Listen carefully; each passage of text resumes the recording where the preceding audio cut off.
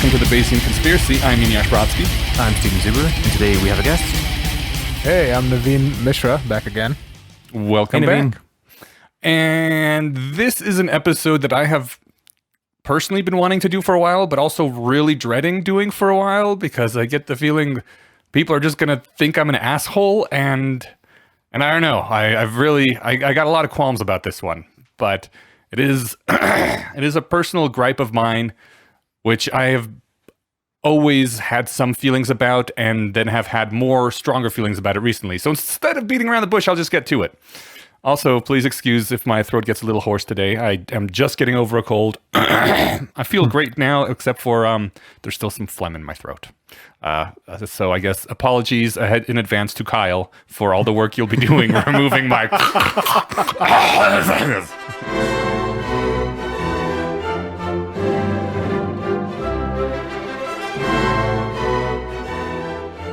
The thing we are talking about today is marriage and why it is a stupid, horrible, terrible thing. Open-minded. Everybody's open-minded. Yes. So, really quick, can I put my spin on the title? Please do. On why Eneasz thinks it's that, Yes. and why I'm not sure what Naveen's position is, and I'm sort of up in the air, so this will be fun. Yeah. All right.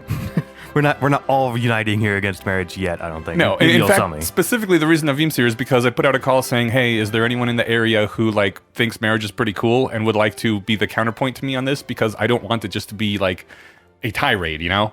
And he said, yeah, sure, me. And I was like, okay, cool. We got someone. Hopefully this will be good. My two main objections to marriage are that it is a contract with huge ramifications which no one is told about, and that it is, in addition to this, a contract which is unconscionable for most people in most cases, and yet no one knows this. The first part being the no one knows what marriage is. Marriage is basically a financial contract, at least in the US. And you don't know that. I certainly didn't know that. I was told, as was everyone from the beginning of our lives when we were reading King Arthur legends or watching Disney or whatever the fuck we were doing that had love stories in it, that marriage is what you do when you are in love.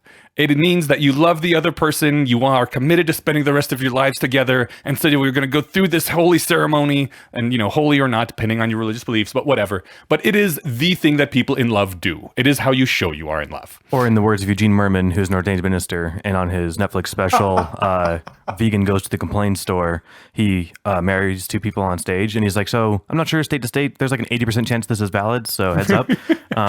He says, it's an agreement that says, I love you so much that I promise to do lots of paperwork if I ever stop loving you. Oh, God, I wish it was just that.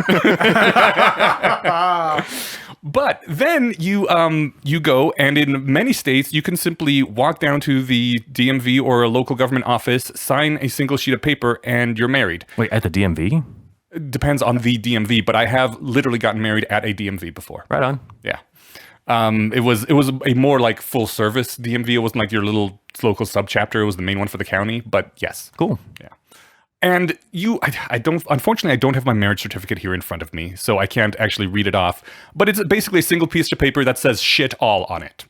And I know, Stephen, you have signed a contract for leasing an apartment. To sign a 1-year apartment contract lease, that is like what, at least 6-7 pages of dense text? Yeah. And they kind of have to walk you through it to see. Yes, they have you initial on at least each page usually to make sure that you've been exposed to it. Yes, yeah. There are legal ramifications for lying to someone and to get them to sign a bad contract.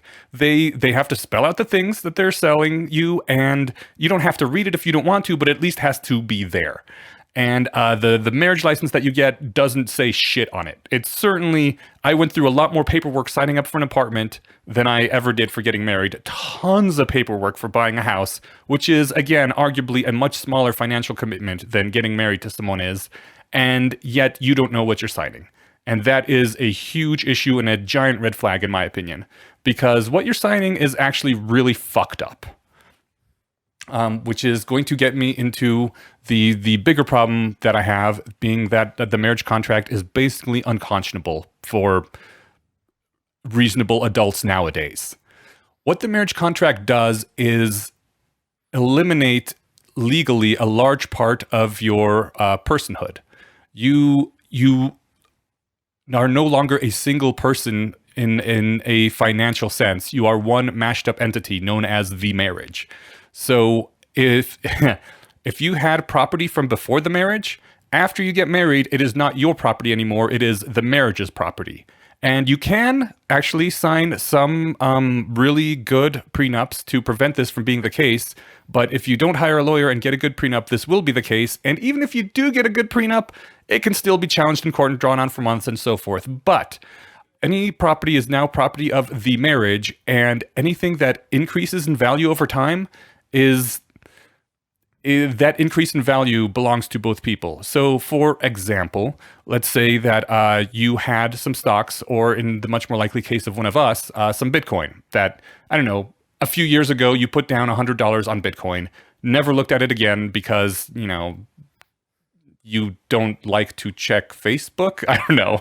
No one, but it doesn't matter. You got some Bitcoin, you get married.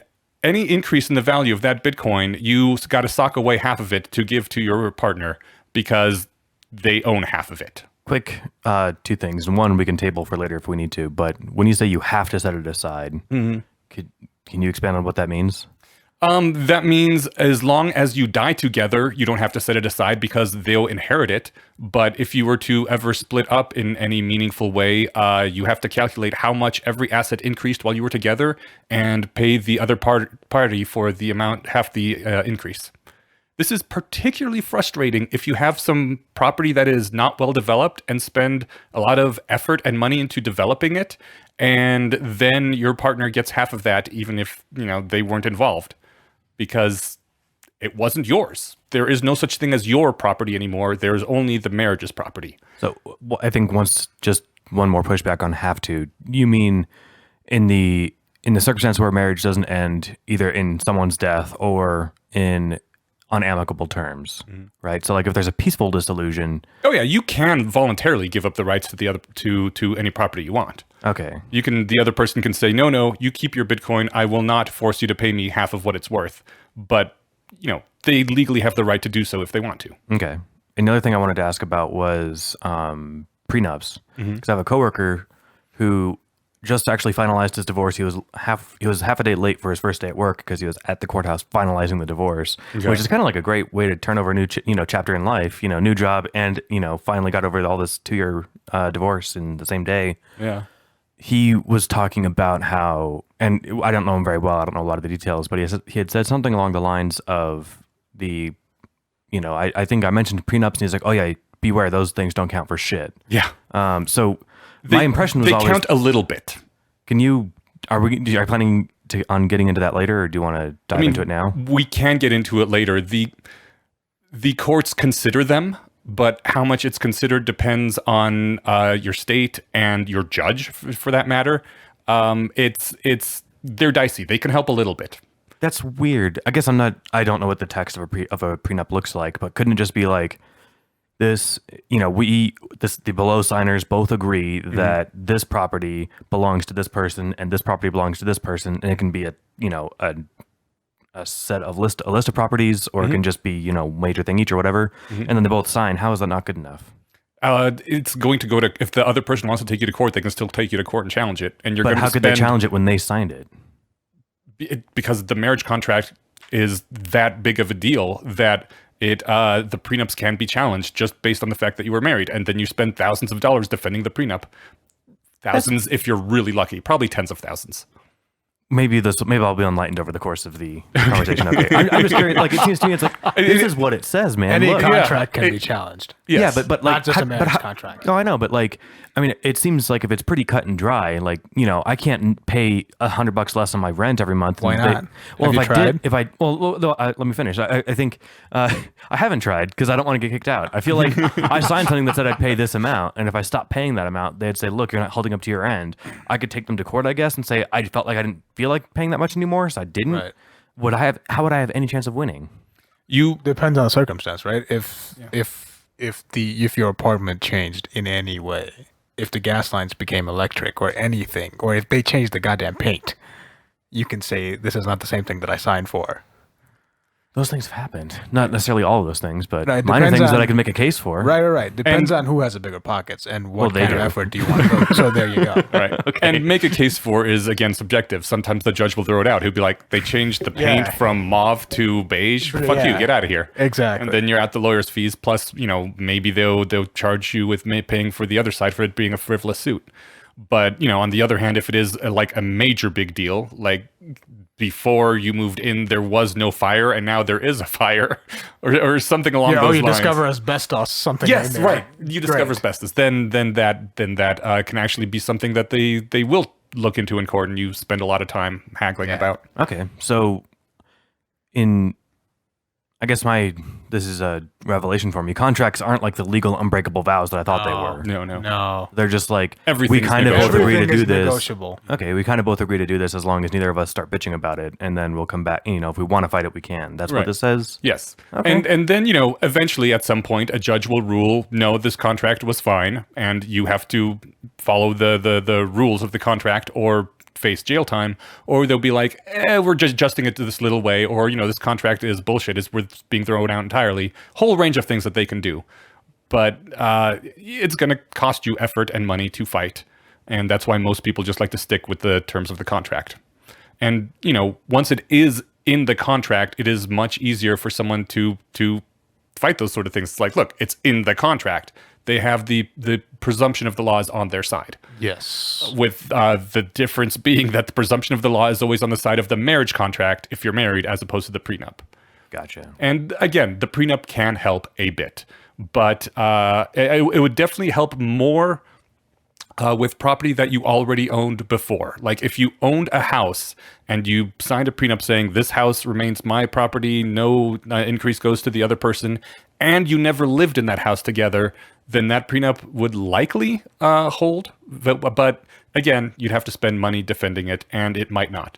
I know the one thing that you don't even have to bother putting in a prenup ever is any clause with children, because the courts just throw it right out. They're like, the raising of a child is strong enough state interest that whatever the fuck you sign doesn't matter. We're deciding for you. It's because apparently the state knows best about things. But yeah, you don't have to bother at all with things like child support or custody, because the court will be like, your piece of paper is very funny to us. Here's the actual child support and actual custody stuff that's going to happen. All right. I want you to continue with your set that you wanted to do with this, but I want to bring one more thing up to discuss later. But I'm bringing it up now so I don't forget. And that's the idea of like common law marriage. Say if you're living together with a partner for 10 years and you're like, we're never going to get on paper married, but let's live together. Let's, share our mortgage, whatever. The state can then consider you common law. Yes. I want to touch on that whole thing later. Okay. Okay. Alrighty. So yeah, the past property is the one that's easiest to have prenups address, because like you said, they are pretty good at that. Again, challengeable, and it's going to cost you money to defend it, but the prenups help with that quite a bit. It's still fucking infuriating that most people don't know this, and they don't tell you, by the way, you should put down in writing all your assets before you got married and who owns what, because unless you do, the marriage owns it now. That is again, it's the matter of no one knowing what's in the contract. That is a huge part of my issue with it.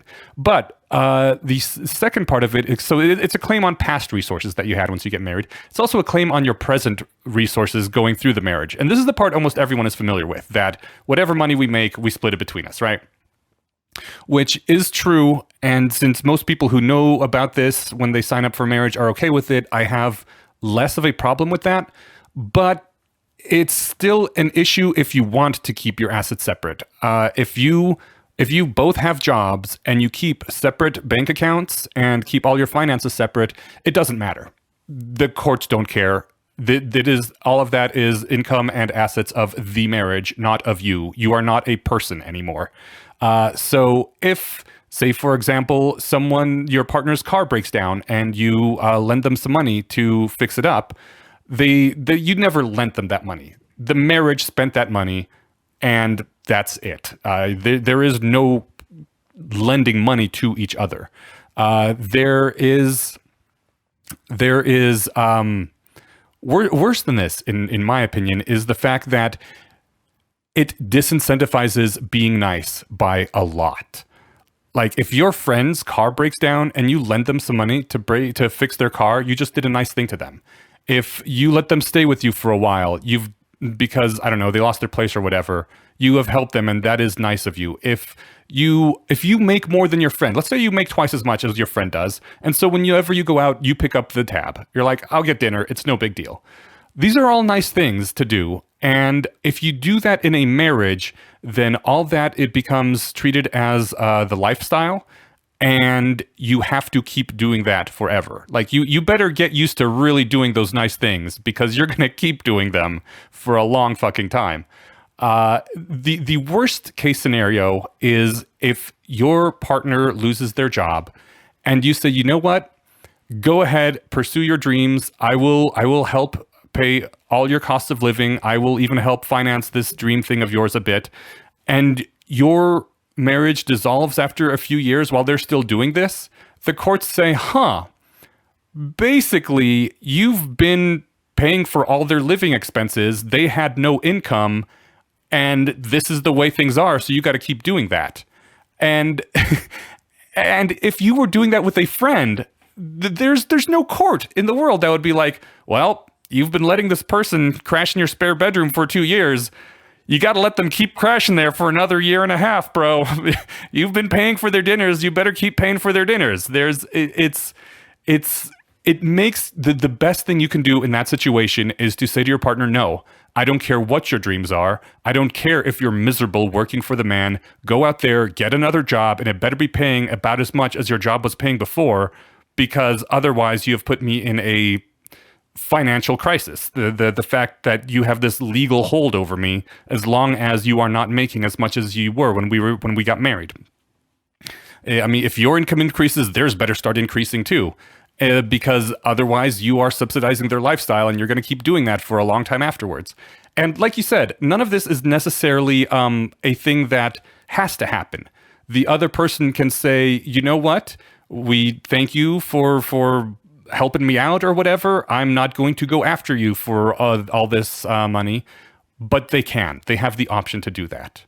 And that is the only thing that the marriage contract brought into your relationship. Like everything else that you had with your relationship, the love, the helping each other, the sharing living space, the sharing expenses, you can do without marriage. The only thing the marriage contract brought in was the obligation that afterwards you're going to keep doing that once you don't want to anymore. 2 quick things. I guess 3 things, and I'll do them quickly. One, was that both prongs of your fork that you're stabbing marriage with? The fact that it disincentivizes niceness, and that it turns you into a part of a marriage rather than a person? Yes. Okay, so I wanted to make sure you got all that out. And then, hold on. What was the last thing that you said? On the tip of my tongue. That the marriage doesn't provide, the marriage doesn't really provide anything to your relationship except the ability for one person to defect against the other one at the end. So I think the comeback to that would be from the layperson would be, no, it brings in all these like tax benefits and like deathbed rights, everything that, people are arguing for to, in the case of, all the stuff that I heard on the news, making cases for gay marriage being legalized. There's some reason that they wanted that, other than wanting to be able to fuck each other. Other than wanting to be able to fuck each other legally later, right? Right. And so then the third thing was, Naveen, counterpoint? I was just waiting for end rant. End rant. There we go.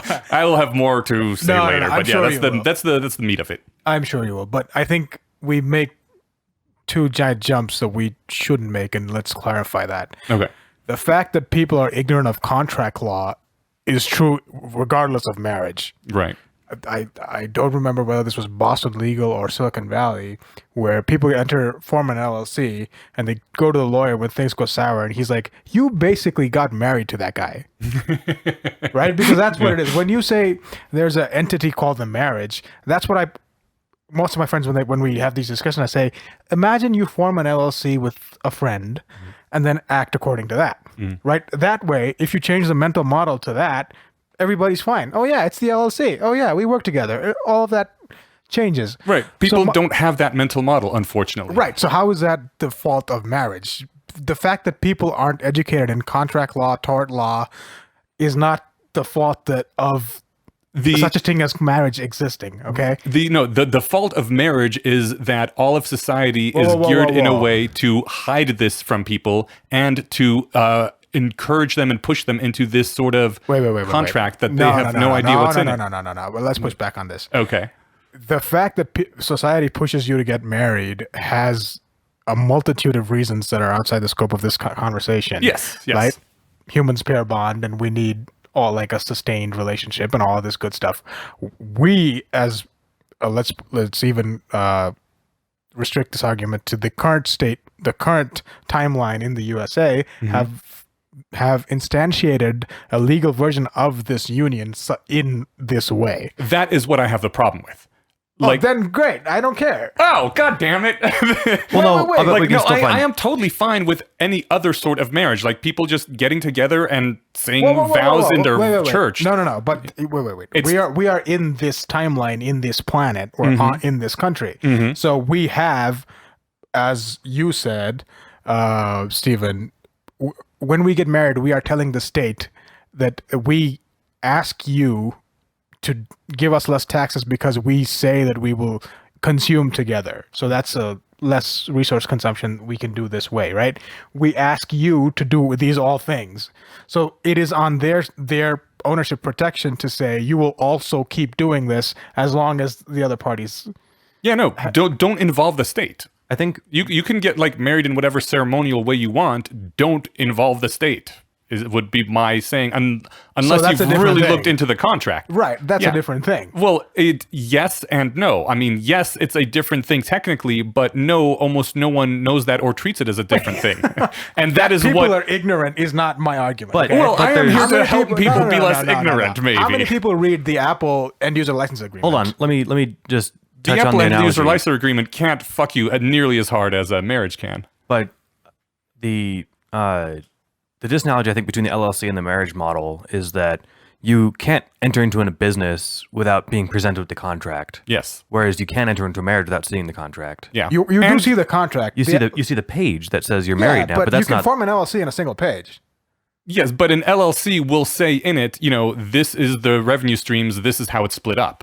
This is the assets of the LLC going in. It contains the terms of the LLC, not just like saying, congratulations, you're a business, and all the terms are never shown to all the business partners. So if the issue is the introductory statement is not broad enough or is not defined in any terms whatsoever, enough detail, that's a great point. Let's have that argument. Yeah. But I'm not saying... But that's completely different to saying don't let the state in, because let's say you don't let the state in and there's an issue and people want to separate. How do you split assets? Who is the arbiter? Right. These are the conditions of the arbiter that we have. Mm-hmm.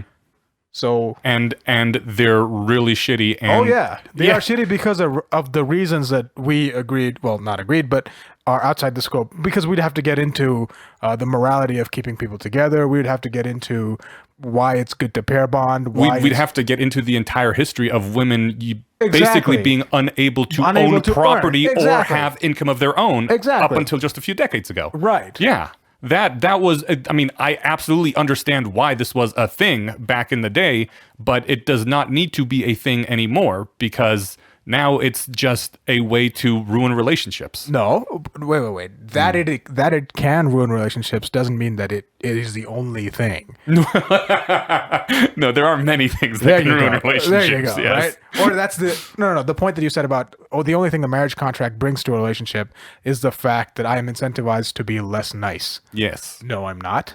Okay. Because now that you are enlightened and you're looking at it through the mental model of an LLC, you're saying all of my expenses don't accrue to me, but yet I have to socialize within this LLC all of my profits. Mm-hmm. And if the business ever goes under, you're got to keep your business partner's lights on for the rest of. No, if the business goes under, the issue is the other business partner has incurred a loss for the duration of this business. So have you. That's not how the arbiter sees it. Well, so I think that's probably how Enyash sees it, though. Right. Yeah. No, but Enyash's case is... Let's not put Enyash under the bus, but let's do median income. He's here to income. crawl out from under the bus if we do it wrong. So. Right. let's do median income in the U.S. male female. Let's do median earning power male female. So all of these social statistics play into this. So courts, whatever arbiter that we go to, are incentivized for loss prevention, right? They're not there to say this was fair then, this is fair now, minus the difference, let's split it that way. No, they're saying I don't want to get more shit on me, so we will do loss prevention and we will have it be as morally acceptable to us, which again follows all this. Can you clarify what you mean by loss prevention at this point? I don't want the lady to sue me 5 years down the line saying I lost all hope, I got into drugs because I had zero earning power. That's more work on the state. Oh, I see. You know what I mean? So let's think of what's the guy's name? Kevin Federline, Britney Spears' baby daddy. Yeah. So it's not a male female thing. It's just difference in power, right? Yes. So that's the point. The state is working to cover their ass, saying whoever has the least power again shouldn't come to me and do the same argument, do the same dance 5 years down the line. Mm-hmm. So they're saying you take care of them because you already have. Mm-hmm. So unless you can prove that we're totally fucked, you also, like, both parties don't have any income stream and all of that nonsense. So so you're incentivized not to care for people because the state says once you've proven you can care for this person, you have to keep doing it. Because you entered into this contract. Yes, which people don't know is in the contract. Right. So wait. I think we're talking past each other. Okay. I agree with you that the contract has to be explained better. Yes. But that is never a reason not to get into the contract or to say that the contract is bad. If we use that same definition on any other contract, we wouldn't go out of the house. You don't think that the contract itself is unconscionable? Unconscionable to whom? Against unconscionable what in the way that it takes away a lot of your individual personhood, and only with respect to asset utilization, right? So when actually, you say there's another interesting. I didn't mean to interrupt, but speaking of taking away your personhood, becoming part of the marriage, husband and wife or now partner and partner can't be compelled to testify against each other in court, right? Because you can't be compelled to testify against yourself in court via the Fifth Amendment. Yeah. So no, but that I see where you're going, but I don't think that follows from that. I don't think it's self-incriminalization, and because you are a unit, therefore you cannot. It's not the same. It's not the same. Is that an extension? I don't know if that's an extension. No, I don't believe it's literally an extension. Right. But okay. It is very similar to that sort of thing. Okay. Yeah. It's similar from the outcome point of view, but I don't think they made the law saying you cannot incriminate yourself when you get married. You're no longer yourself. This is a unit, so you cannot incriminate the unit. I don't think that's how it went down. My bad. I didn't mean to derail. Yeah, no, that's not literally how it went down. No. Right. No, what was I going to say? Oh, screw me. Sorry. No. We were discussing whether it was unconscionable because right. You are bamboozled because you take away someone's personhood. Right. So that's where I want to disagree. You don't take away their personhood. You take away their claims to community assets, which I think what they're called, because it's an LLC. But it's not literally an LLC. It's not literally. So why does it it's an LLC in everything but name. So why not call it an LLC? If that was a proposition, great. If they called it an LLC, I might have less problems with it. There you go. They don't That's call it an point. LLC. So they call it a marriage, and they say this is what you do when you're in love. And if you don't do it, you don't really Who's love the they? person. No. They're two different people. I'm sorry. Only all of the society that we live in. Society, so human beings that I interact with, yes, tell me that this is a thing you should do if you're in love. The state has nothing to do with telling you when you're in love or how you're in love or what you have to do in love. Yeah. State comes and says, you decided you want to do this. This is the only contract that we have to support this kind of a venture. Sign this piece of paper. It is unconscionable to tell people, if you are in love, this is a thing that you do. And here's... Right, that is society's problem, not the arbiter or the court or the state's problem. Okay. Let's just define that. Oh, yeah, then great, dude. Then... Sure. If you want to blame society rather than the government, fine. But the government made a shitty contract, and society is telling people if they don't love each other, if they don't sign it, that they don't love each other. Right, but why are we... That's a ridiculous standard to hold yourself against. Society tells us to do ridiculous things. And again, to the personal thing, if I go ahead and kill somebody, my wife is not liable. No. But I know when society was telling us to worship this God person and sacrifice however many hours of our lives, right?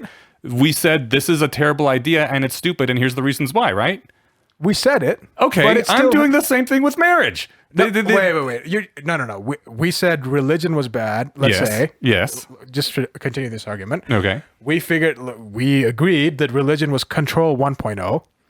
Okay. We figured that there are different forms of control that don't need whatever the baggage religion brings. So these are better forms. Okay. So we're going to those forms. The state didn't do jack shit. It was all response, right? I mean, the state has also people. often gotten involved in religion. No, the U.S. is kind of unique in how much it tries, in theory, to separate the two. In theory, but and still doesn't do a very good job of it. But when we who's the mover is my point. Is society or is the knowledge the mover or is the state the mover? It's always knowledge. State's never the prime mover, so to say. I don't know whether I agree with you in that in all cases or not, but what I'm saying is religion is crappy for the same reason that marriage is crappy, because a lot of people are pushed into it and there's no really good reason anymore to still have it around, and yet it has all these ramifications. See, that's where I disagree. Okay. We can both say religion is bad, and in the same ways marriage is bad, but when you say that's why it should not exist, that's where I disagree. Okay, it's hard to say that religion should not exist, period. It serves a function for certain people. Yeah, but most atheists don't say religion should not exist at all. They say, as in, like, let's make it illegal and throw people in jail. Let's go into humanity. Let's go into the moral. Okay, well, when atheists say religion shouldn't exist, they don't mean religion should be made illegal and you should be punished for being religious. They say religion shouldn't exist because people should be enlightened enough to let go of this bullshit. I'm saying the same thing about marriage. I'm not saying that it should be illegal to get married, but rather that it is a bad concept, and these are the reasons why, and people should get rid of them voluntarily. Right, but the reasons you gave are the instance of marriage according to this state, according to this arbiter. Yes, because that's what marriage is in the society that I live in.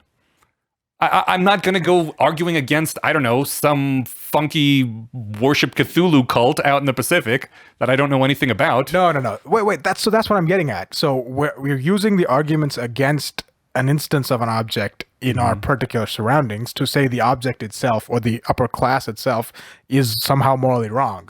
I'm saying if pair bonding helps species, I'm saying if... Can you pair bond without marriage? Why not? Okay, then what do you need the marriage for? No, but that's how we've been grown. I'm saying marriage is the contractual instantiation of a pair bond. You don't need necessarily a contract to instantiate a pair bond. You can have it without the contract. And if you do want a contract to be like, hey, you know what? I'll take care of you for however much long it is. Okay, then you can do that. You should write that down yourself. Like make an actual contract. Right. Okay. I think we're in agreement there. Okay. My point is you cannot say... We both agree pair bonding is better for the species. Let's talk about that some other day. Okay, leave it. No, but that's how we have to get into it, right? Because when you say unconscionable against what moral standard? Against the moral standard of people being their own individuals and having... But that argument is a bigger argument than just marriage. That argument is the anarcho... Yeah. There is blank argument. There is a sort of article of faith that people have in inviolate right to their own bodies and their own. What is the term that Shelley always uses? Volition? I don't know. Volition, I guess. She is extremely strong on nothing ever impinging on someone else's. Bodily autonomy. Thank you. There it is. There is an article of faith that bodily autonomy is extremely important, and some people don't think that is the case, but I do, and I think that marriage in large part violates that. Right. So I have a problem with that. That's fine. And you argue that other people who value those sorts of autonomies ought to disvalue marriage. Agree that, yes, exactly. Yeah, that's my point. So you don't value autonomy in that way. I'm saying... in the strictest sense, maximizing for bodily autonomy is not possible in this system. So whenever that is possible, we have to... This is a tending to certainly not argument. possible in the system of marriage. Exactly. So whatever law is just the instantiation of the morals of the time. So I cannot say this law is bad. Moral 50 years ago. But sorry, go on. Dude, whatever it is. Yeah. It's the instantiation of what we think is right and what we think we should do. The we is the collective society that wrote those rules. Yes. if some subset of the society disagrees with the underlying morals, Yes. and then you have Then that subset makes a podcast Yes, about how terrible those morals are. Exactly. Which is what this subset is doing. Right. By this subset, I mean me specifically. Well, you and a bunch of people, right? Okay. I don't know. I don't know those bits people. Bits of me as well. Okay. Cool. Right? Because I agree that bodily autonomy should be a goal to strive for. Yeah. Right? But what do you do in the intermediary step? We need protections for loss prevention because more decisions are made to avoid loss than to improve my gain on whatever access you want, right? Bodily autonomy, profit, money, whatever the hell you want. So we are taking steps to solve loss, and we're taking baby steps to it. We'll get there. Yeah. My point is we cannot put a value judgment right now to say that's wrong or we shouldn't do it. That's my point. I'm not sure if you, at least to my, it didn't sink in with me that you really responded to like the actual arguments that were made. Like, I mean, you made a case that marriage has other purposes, maybe, but I guess directly, what purposes does it serve in, I mean... It guarantees to whatever arbiter you're under that you will perform these tasks. That you're ignorant of these tasks is your fault, is my point. Well, all right, so I guess I've got two things on that, because one, I consider myself correct me if I'm wrong, but I don't think I'm a complete idiot. No, I didn't mean you. No, but I do mean me. Okay. And up until, I think I read about, or, you wrote some stuff about this, and I read those, and that was sort of eye-opening for me, because I didn't know most of the stuff about marriage either, and I'm not an idiot. So, like, the society has no incentive to let you know what you're signing up for. Yeah, that's the point. There's no incentive to educate you, is the point. So as long as that's the case, it seems like there's a strong case, there's a strong case to be made against getting married in the way that things are. The case is to be made to educate yourself about the rules. Well, I guess I can see railing against the system of marriage as a completely understandable result of the fact that no one knows what marriage is because no one's educated on it. So you could say, I guess every divorce lawyer on the planet knows it. Right. Let me rephrase that in terms of everybody. How many of us in this room are divorce lawyers? No, but okay. Right. So I guess by nobody, I don't mean literally nobody. I mean almost nobody. Like maybe the other side of Inyash's anti-marriage campaign here isn't necessarily anti-marriage, it's anti-ignorance about marriage. Yes. And so you're pro that. Yes. But you defend the institution as it is. Yes, because we didn't want to get into pair bonding and good, bad, and stuff like that. But Well, I'm pair bonded. I'm not married. Right, but if there was a way, so you're pair bonded. How would you tell your whatever arbiter you're under that you have for a considerable time in future are going to use less assets than if the two of you were separate? Who's the arbiter? The state. And why are you telling the state this? Because we use the state for accounting purposes. We use the state for a bunch of things. Anytime you live with someone, you're using less resources. Right. Why don't roommates get the same benefits? That's because a marriage is supposed to last forever or till death do us part. Which is bullshit. But no, but that's a theory. That's the point of getting married, because by your own admission, we're going by morality that's 50 years old. Mm-hmm. So the other person, let's say women, because we're all men here. Okay. So, let's be sexist. Why not?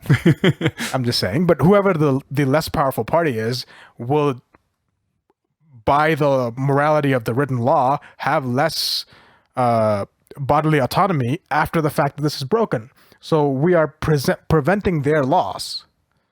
I'm sorry, who's having less bodily autonomy? Whoever the less powerful person in this LLC is, which is women, according to the morality of the law that we're going after, which is 50 years old. Explain. So I think what you're saying is that I guess I'm having a hard time dissecting. Let me try and articulate this. The laws as they're written made sense 60, 50 years ago. Right. And, to the extent that, like you guys said, women had barriers to owning property, barriers to having income. And it made sense to not leave them destitute if you as the breadwinner wanted to go find a younger, hotter wife and say, fuck this old one or whatever, right? That was deliberately insensitive, right? But fine, right. So, I don't see how that applies today when, up until May, my girlfriend has always made more money than I have. Right. Right. So, we're not at that much of a power imbalance. In Right, but today's I society. can't make societal laws based on single conditions. I have But to go you can- by median. But you can decide whether or not to like opt into contracts that are 60 years out of date, right? Right. And you can also not defend an institution that is so out of date. It assumes Wait, that this is women my are point, still though. Wait, property wait. rather than able to have as much property and income as any male. Right. So my argument is it's not the institution, it's the legal instantiation of that institution is my point. Okay. Is there a non? Yeah. Is there uniform- is there an instantiation of the institution that yeah, isn't just the like you legal said, one? common law marriage. And back home in India, we're fighting for uniform civil code. So I guess that was the other thing that I was confused about. You kept talking about the instantiation of marriage, not marriage itself. Yeah. But where does marriage exist outside of the instantiation of it? So in common law is an example that you're Common bringing law, up. like you said, if I have a friend, let's say I'm not gay, but if I have a friend, if I were gay and I had a roommate who I did the exact same things other than having sex with them, and I had my gay partner, according to the law, would there be a difference? Yes. Yeah. What's the difference? You're having sex with one of them. Right, but that's my point. So there's The a law difference. cares about that, which Right, so is that's stupid, that's but it does. No, but I'm saying I have the instantiation, which is not legally defined as marriage right now, with the person that I'm having sex with versus the person who's just a friend sitting in this other room. I don't like the term just a friend. I now have basically a hetero life partner, to steal Jay and Silent Bob's term, and I really plan to spend the rest of my life with them. And Whatever it is, right? yeah, and it's fantastic. And yeah, it does reduce costs and everything else, and you have the support structure, and it's great, but I'm never going to sleep with them, or never going to have sex with them. And Wait. The reason I'm the real difference between this and previous marriages is that this one is stronger but has less sex. And I don't. I think it's bullshit that the partnership with sex is the one that, first of all, you have all this societal pressure to be true and devote everything to, and is the only real relationship in your entire life that counts. It's not real. Wait. I didn't say it was the only real one. I didn't say the only real one that counts. You didn't say that, no.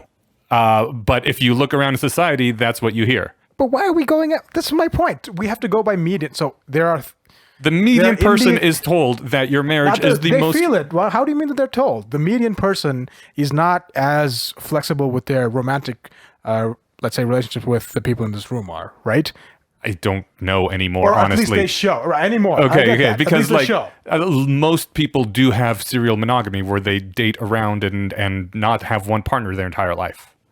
This is just getting into number game. Okay. I'm saying self-identified straight monogamous people. Would that constitute 51% of the populace that would vote for the laws that we're talking about? Seriously, don't know. Right, but that's the assumption that's the assumption that I'm going under. Okay, that's your assumption then. Right. Okay. And that's why the 51% that self-identify, whether truly or falsely, to be straight and somehow single monogamous, right? Not multiple, single monogamous and straight. The rules that I, because of this true or false self-identification, I vote and get into law these rules. I'm sorry. are adopted Did you to vote and everybody get else. into the law these rules? Not me, but Okay, I didn't think so. No one that I know has voted into the law these marriage rules No, because no. no one I know even knows what the marriage laws are. there again, we're going The back marriage to two laws things. were inherited and they are a bad Right, so inheritance. let's update them. I totally agree. They are a bad inheritance. Let's update them. Okay.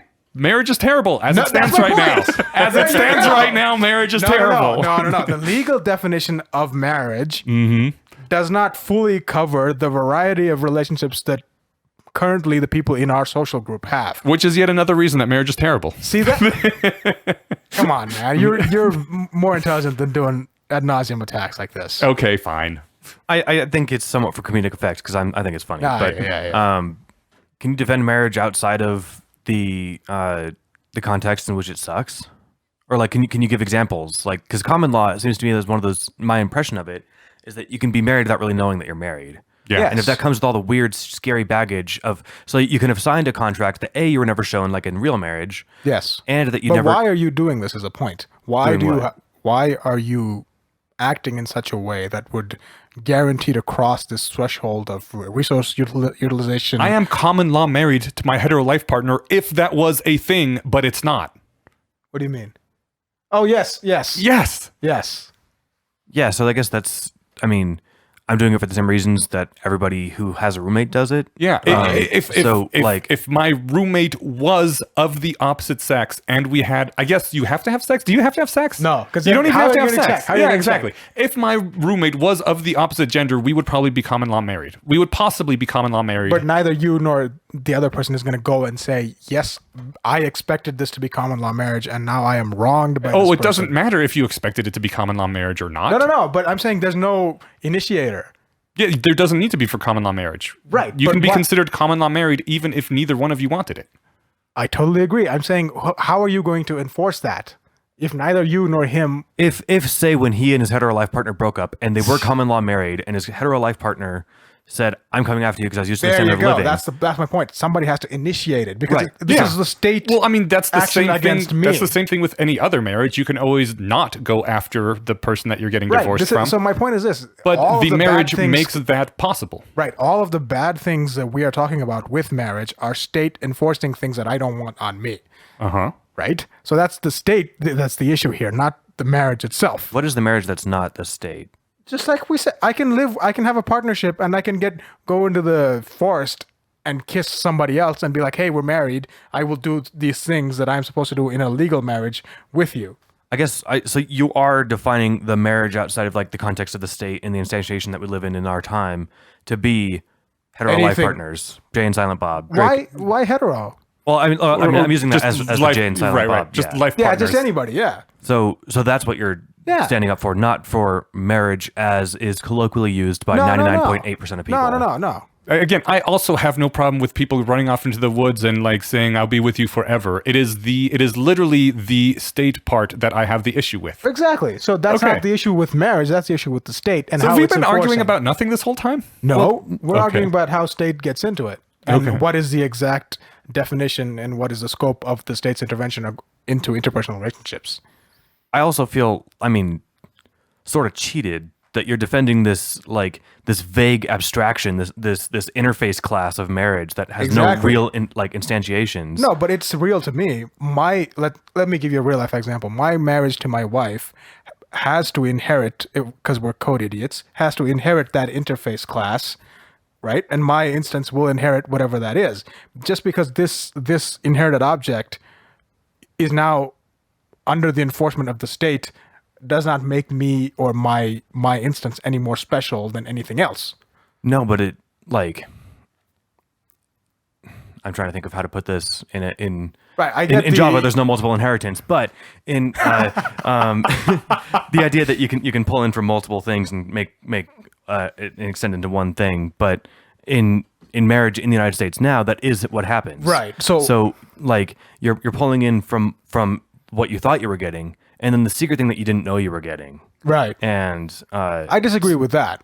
right, but that's what I That's think. also what I disagree with. Yeah, I don't think Right, anyone. so that's I my don't think point is- anyone's going to get on a stump Right. and argue against like no one should pledge their love to each other. Right. Right. So I think that's a weak thing to defend. What do you That mean? almost seems like you made the goalpost smaller than the soccer ball.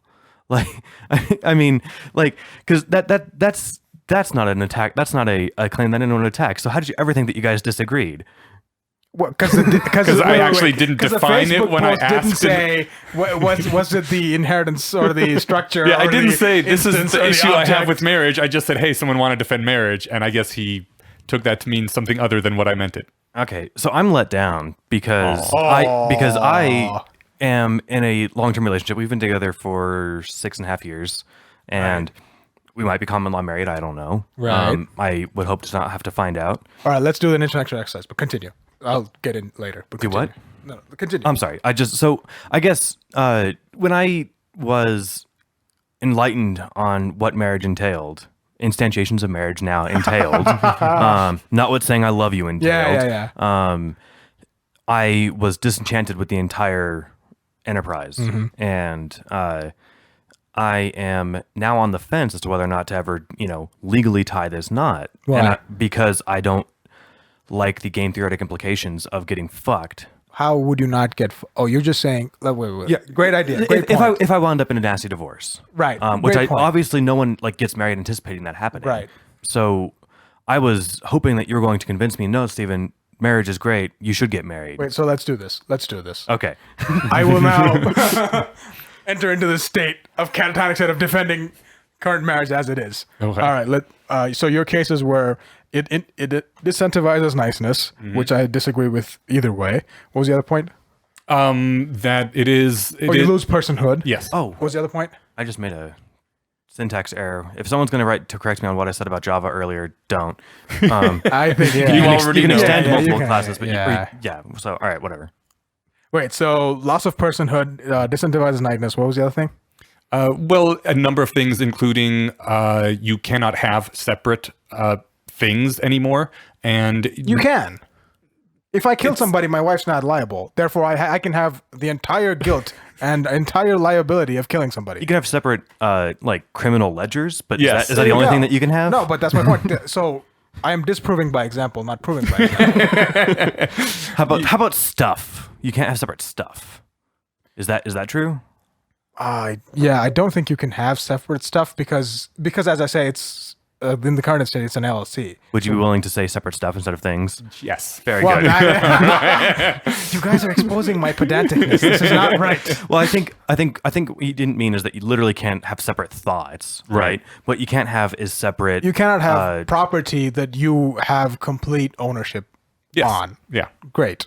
okay, Yeah, if you buy a scratcher and you win $200 and you buy a couple of video games with it, those aren't your video games. Those are the marriage. This is the marriage's video games. Yeah. Right. So It's not even money that you like earned, like as part of the marriage. It's the money that you found, right? right. So, So let's defend this marriage. I mean, this, whatever we're calling this, right? Well, Marriage. marriage is a good word also for it. Marriage is a good word. and also to throw in there, and the fact that almost nobody knows this sort of thing and is pushed into it. Right. That I cannot defend because Okay. I'm not going to defend ignorance on whatever contract you sign, Okay. right? And user license agreements, terms of service, marriage contract, it's a piece of paper that you sign. So if you're ignorant, you're ignorant.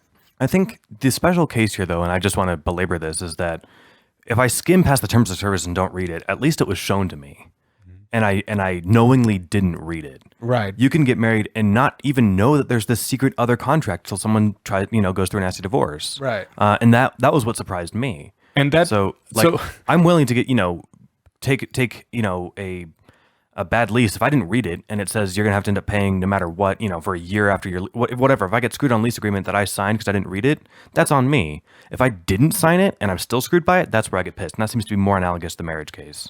we were talking just before the show about Black Mirror because I've finally caught up to the year 2012 and watched episode 2 of season 1. But it's not unlike being told, hey, there's this great opportunity for you. All you have to do is sign away your life savings, and then you go to this opportunity, and it turns out that you've been defrauded of your life savings. And normally that's an illegal sort of thing, but on this particular episode, they would defraud poor people of their life savings and do it on national TV while the whole nation watched and cheered, which is it's just a sick fucking society.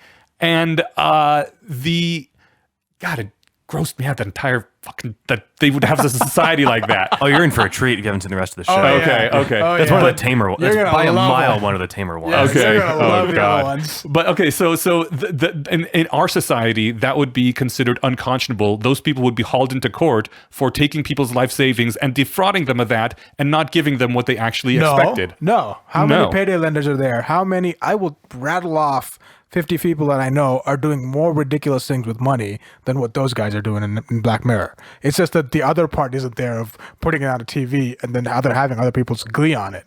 Yeah.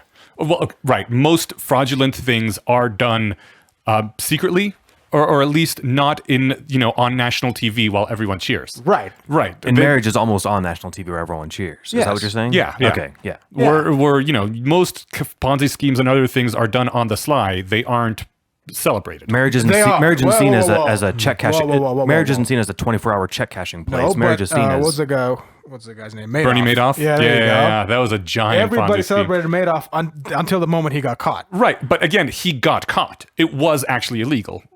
Right, but who was Whereas calling him on the it? Black Mirror episode, it was perfectly legal, and so was marriage. Right, I get Okay. the analogy that you're trying to make. Okay. I'm just saying the analogy doesn't go as far as you want it to go. Yeah, I know it's not the best analogy, but it's analogous in the fact that normally fraud is illegal, and I Right, feel but this isn't fraud. This is no, it's not technically fraud, There but you I go. feel it's in the same moral wheelhouse because of how much you're signing away and how little you know beforehand. that is a travesty. Yeah. As I said before, I will never support ignorance on any contract. Right. Let it be marriage, whatever it is. Yeah. But that's a general statement to make. If we solve that big problem, this marriage problem goes away. A lot of it goes away. There you go. Yeah. So let's defend this. Personhood, we disproved because if I kill somebody, the other person's unliable. So assets are shared because, and the only way I can defend this instantiation is to go back to morals and to go back to self-identified wrong beliefs of society that we have somehow, for lack of will, don't have the ability to correct. Okay, so we think that it is a man's duty to, or let's put it on The me. higher earner's duty. The higher earner's duty to save and to kind of help the lower earner until they get to the next step. Right.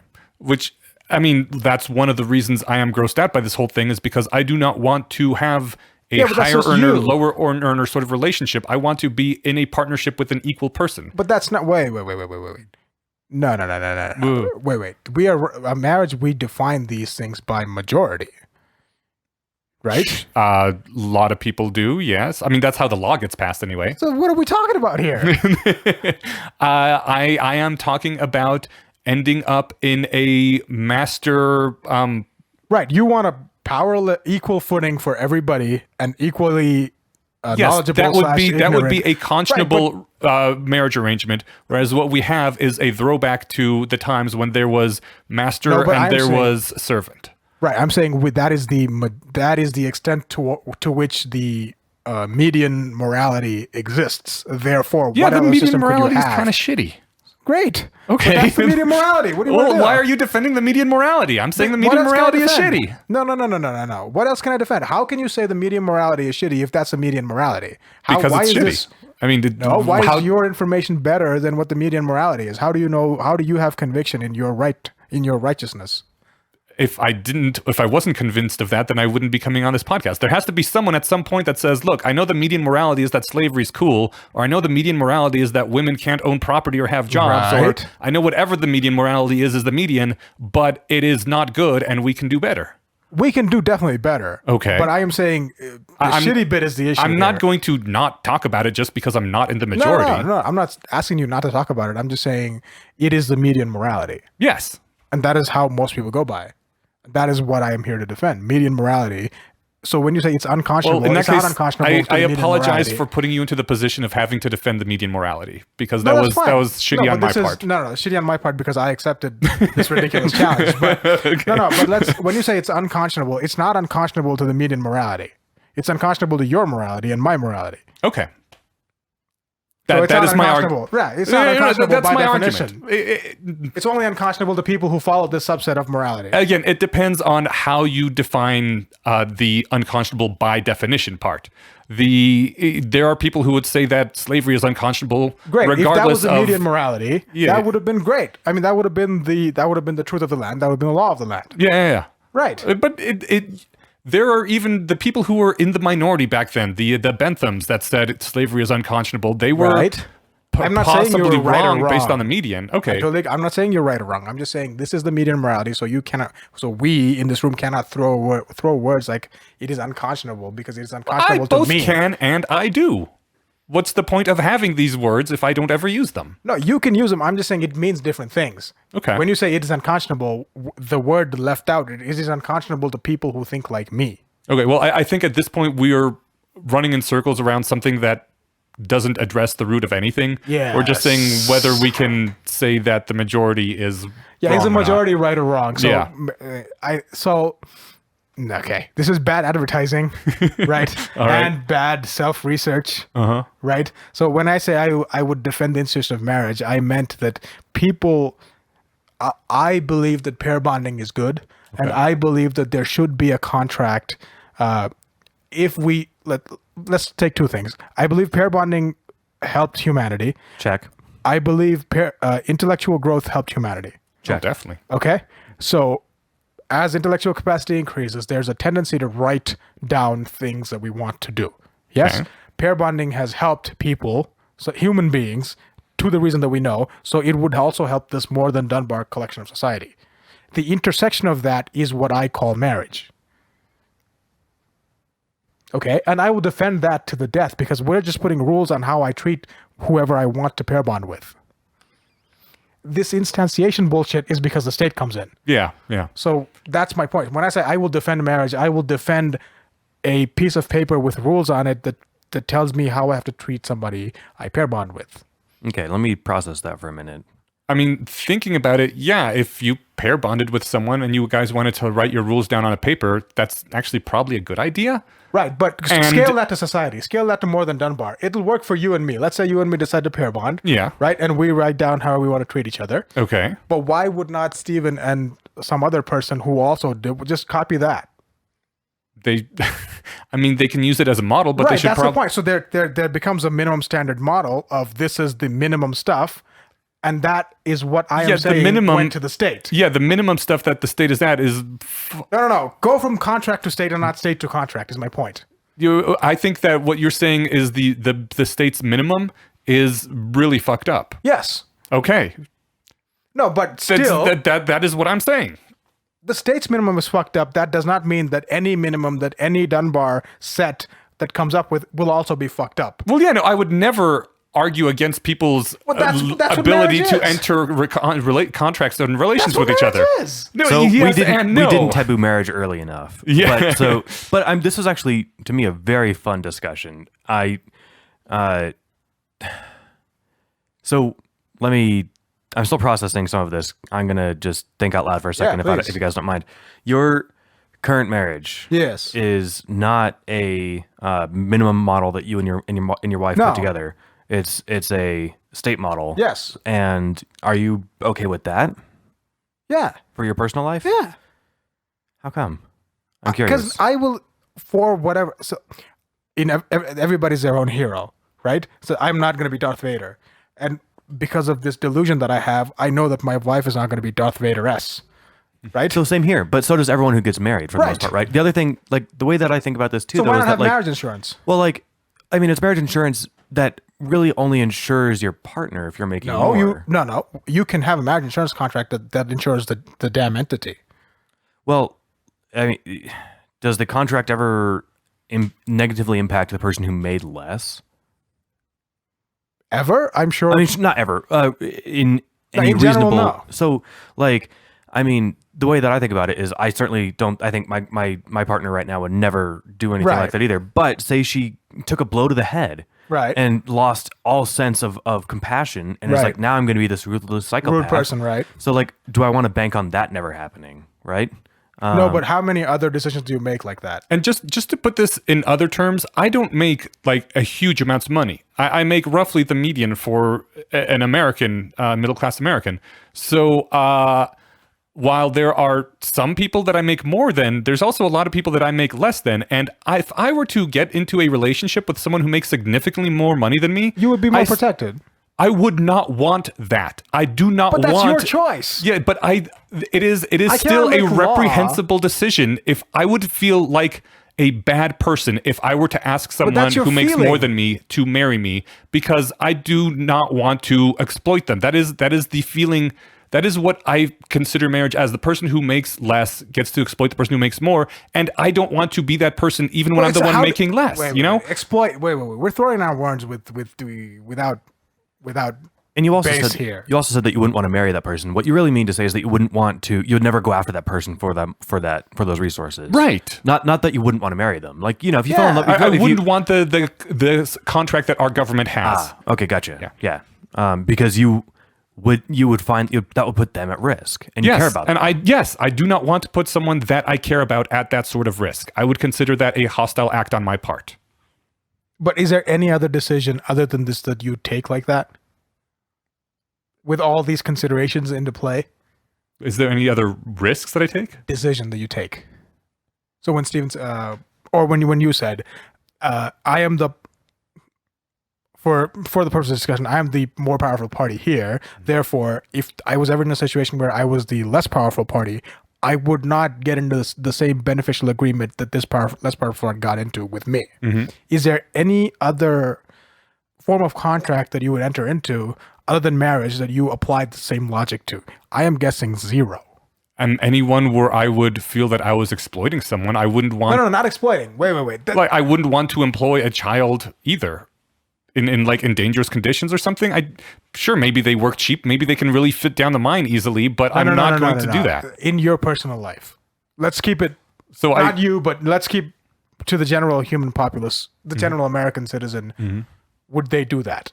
Other than marriage, can you define any other thing? I would assume a lot of people would choose not to do something. Give me one example, dude. Oh God, I still get car insurance is legally required in Colorado, so that doesn't count, I guess. But I try not to defect in common prisoner's dilemma type situations where it would be to my advantage to free ride on society. But give me something. I try not to. Give me something here. Okay. I don't cheat on my taxes, even though it's pretty easy. But there's the evasion and there's, what's the other thing? Avoidance. Tax avoidance is legal. Tax evasion is illegal. I'm sure you avoid tax. You don't shelter your income to not pay taxes on it. Is right. What you're saying. Yeah.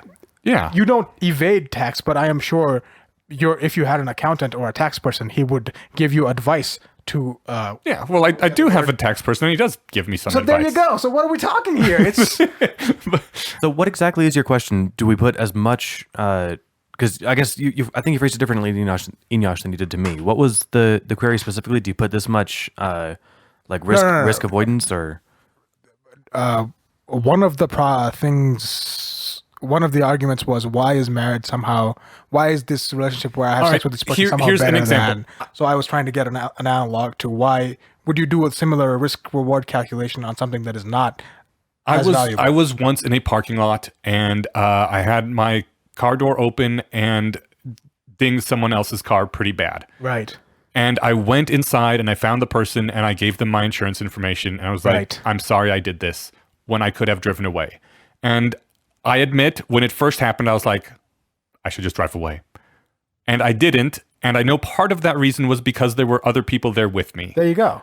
But I think I still would have gone in and done it even if I had been alone. I'm not asking to prove your morals. I'm just saying the point that I'm arguing against is that why is there emphasis placed on this one relationship where I get to fuck the other person?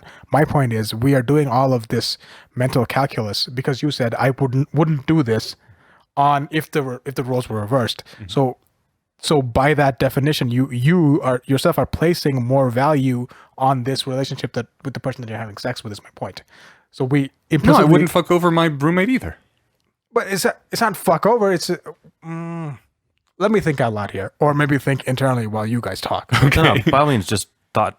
Stream of consciousness if you want. Well, I mean, if you'd be more comfortable doing it either out loud or to yourself, whichever one you're better with. No. I'm saying I want to go against this point of why is the relationship where I have sex with the other person somehow the real relationship and somehow better. Yeah, that is also my question. Why is that one the one that we saddle with all these laws that make it so easy for people to if you had a child take revenge on each other? Wait, if you had a child, yeah. Let's instantiate this, and I haven't thought this through. This is just my thinking, so let me give you some rope to hang myself here. If you and your romantic partner had a child, right, whichever gender, whichever sexuality, whatever we define as common law marriage, had adopted a child or had a child, that's one thing. If you and your roommate get a dog, would that be treated by the state differently? Would that dog be treated differently? Would the child be treated differently? Yes. If me and my roommate were to adopt a child, though, that would be much closer to the same thing. Well, you would be able to adopt a child. Would you? I actually have not looked into this. I sort of doubt it because people talk about how hard it is to get to adopt kids. I also doubt it. But if we did adopt kids, then we would very quickly be in the same territory. Like the kids thing, people do bring up kids for marriage. And I kind of want to say, okay, that's a good reason to get married. But it's not because marriage doesn't matter for that. The state says no matter what No, you but agreed what is between this- yourselves, we will decide what the child support is, and it doesn't matter if you were ever married or not. We will decide what custody is. It doesn't matter if you were ever married or not. Like, the rearing of a child is such a pertinent state interest that, at least according to the state, that the marriage contract and Yes, anything but why is writing this on an it doesn't esoteric matter. state that somehow came from the planet Mars to put these rules on you? My point is that thinking represents, again, I'm going to go back to median morality, but that thinking represents what majority of people think is good, therefore they voted for it, or they didn't have the will to not vote against it. I have a bit of a problem with how you present the laws as they are, because while laws do change over time, they're slow and it takes a while to catch up, and it takes a lot of effort. No, but wait. Let's get to more. Like, no one voted for the marriage laws as they are. I totally now. agree. Nobody alive right now voted for them as they are right now. Yeah. My point is this: these are inefficiencies and these are heuristics, right? So common minimum, one thing, right? And I can't defend this instance without saying I can't defend marriage as we're talking about it right now without going into the morality of this is what we are put here to do. Right. Well, at the very least, from the state point of view, their population should be procreating so this state can continue to exist. I happen to have some problems with that too. But that's how it is. I'm sure that we will. We can say that's how it is and still say that is a bad thing. Yeah, it is bad. But I'm that's just what saying I'm saying. this is how we have decided that morality is right now. Mm-hmm. It is changing because we are figuring out more things. In our intellectual curiosity, we're figuring out, hey, what happens if I adopt a kid with my roommate?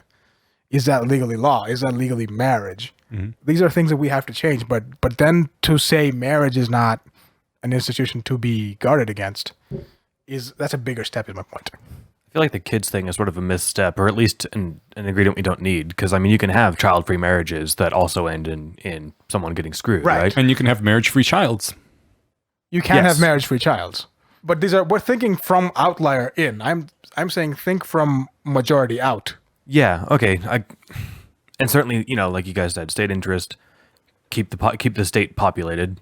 I think I derailed you earlier when you were articulating why you would defend your marriage as it stands contractually. Also, I guess out of curiosity, did you know what you're signing up for when you got married? Oh yeah, huge nerd. So I did ridiculous things. Watched every cop show possible. Read up ridiculous laws. I read law for no reason. So well, I mean, I don't think it's ever a waste of knowledge to know about the law, right? And you were okay with it? Well, I guess I might be surprised. Yeah. I'm curious about this too. You're okay with the law as it is? You didn't add on any prenups or anything? No prenup, no nothing. Because I think it would be intellectually dishonest of me because the hit in the head and become a bad person. I don't apply that eventuality to any other decision. Okay. I don't drive with the fear that there's another idiot on the road who will kill me. Therefore, I must buy a tank. Right, but which is the thinking about the SUVs. I get that, right? But I don't go buy a tank. Right, but you also don't go and strap an anti-airbag to yourself that if you ever were to get in an accident, it would instantly kill you, no matter how minor the accident is. That's a good analogy for marriage as you're presenting it. I so hate that analogy. But expand on that again. What's the anti-airbag thing again? If you get into an accident, no matter how minor it is, it automatically kills you. No, but I buy insurance. No. Wait. Whoa. I buy insurance. I know that I'm liable. I know the rules of the state, so right. I know that I'm liable if I don't have insurance to pay for the other guy. So, I consider marriage to be like an anti-airbag. It's not anti-airbag. I'm just saying it's the lack of insurance and not the anti-airbag.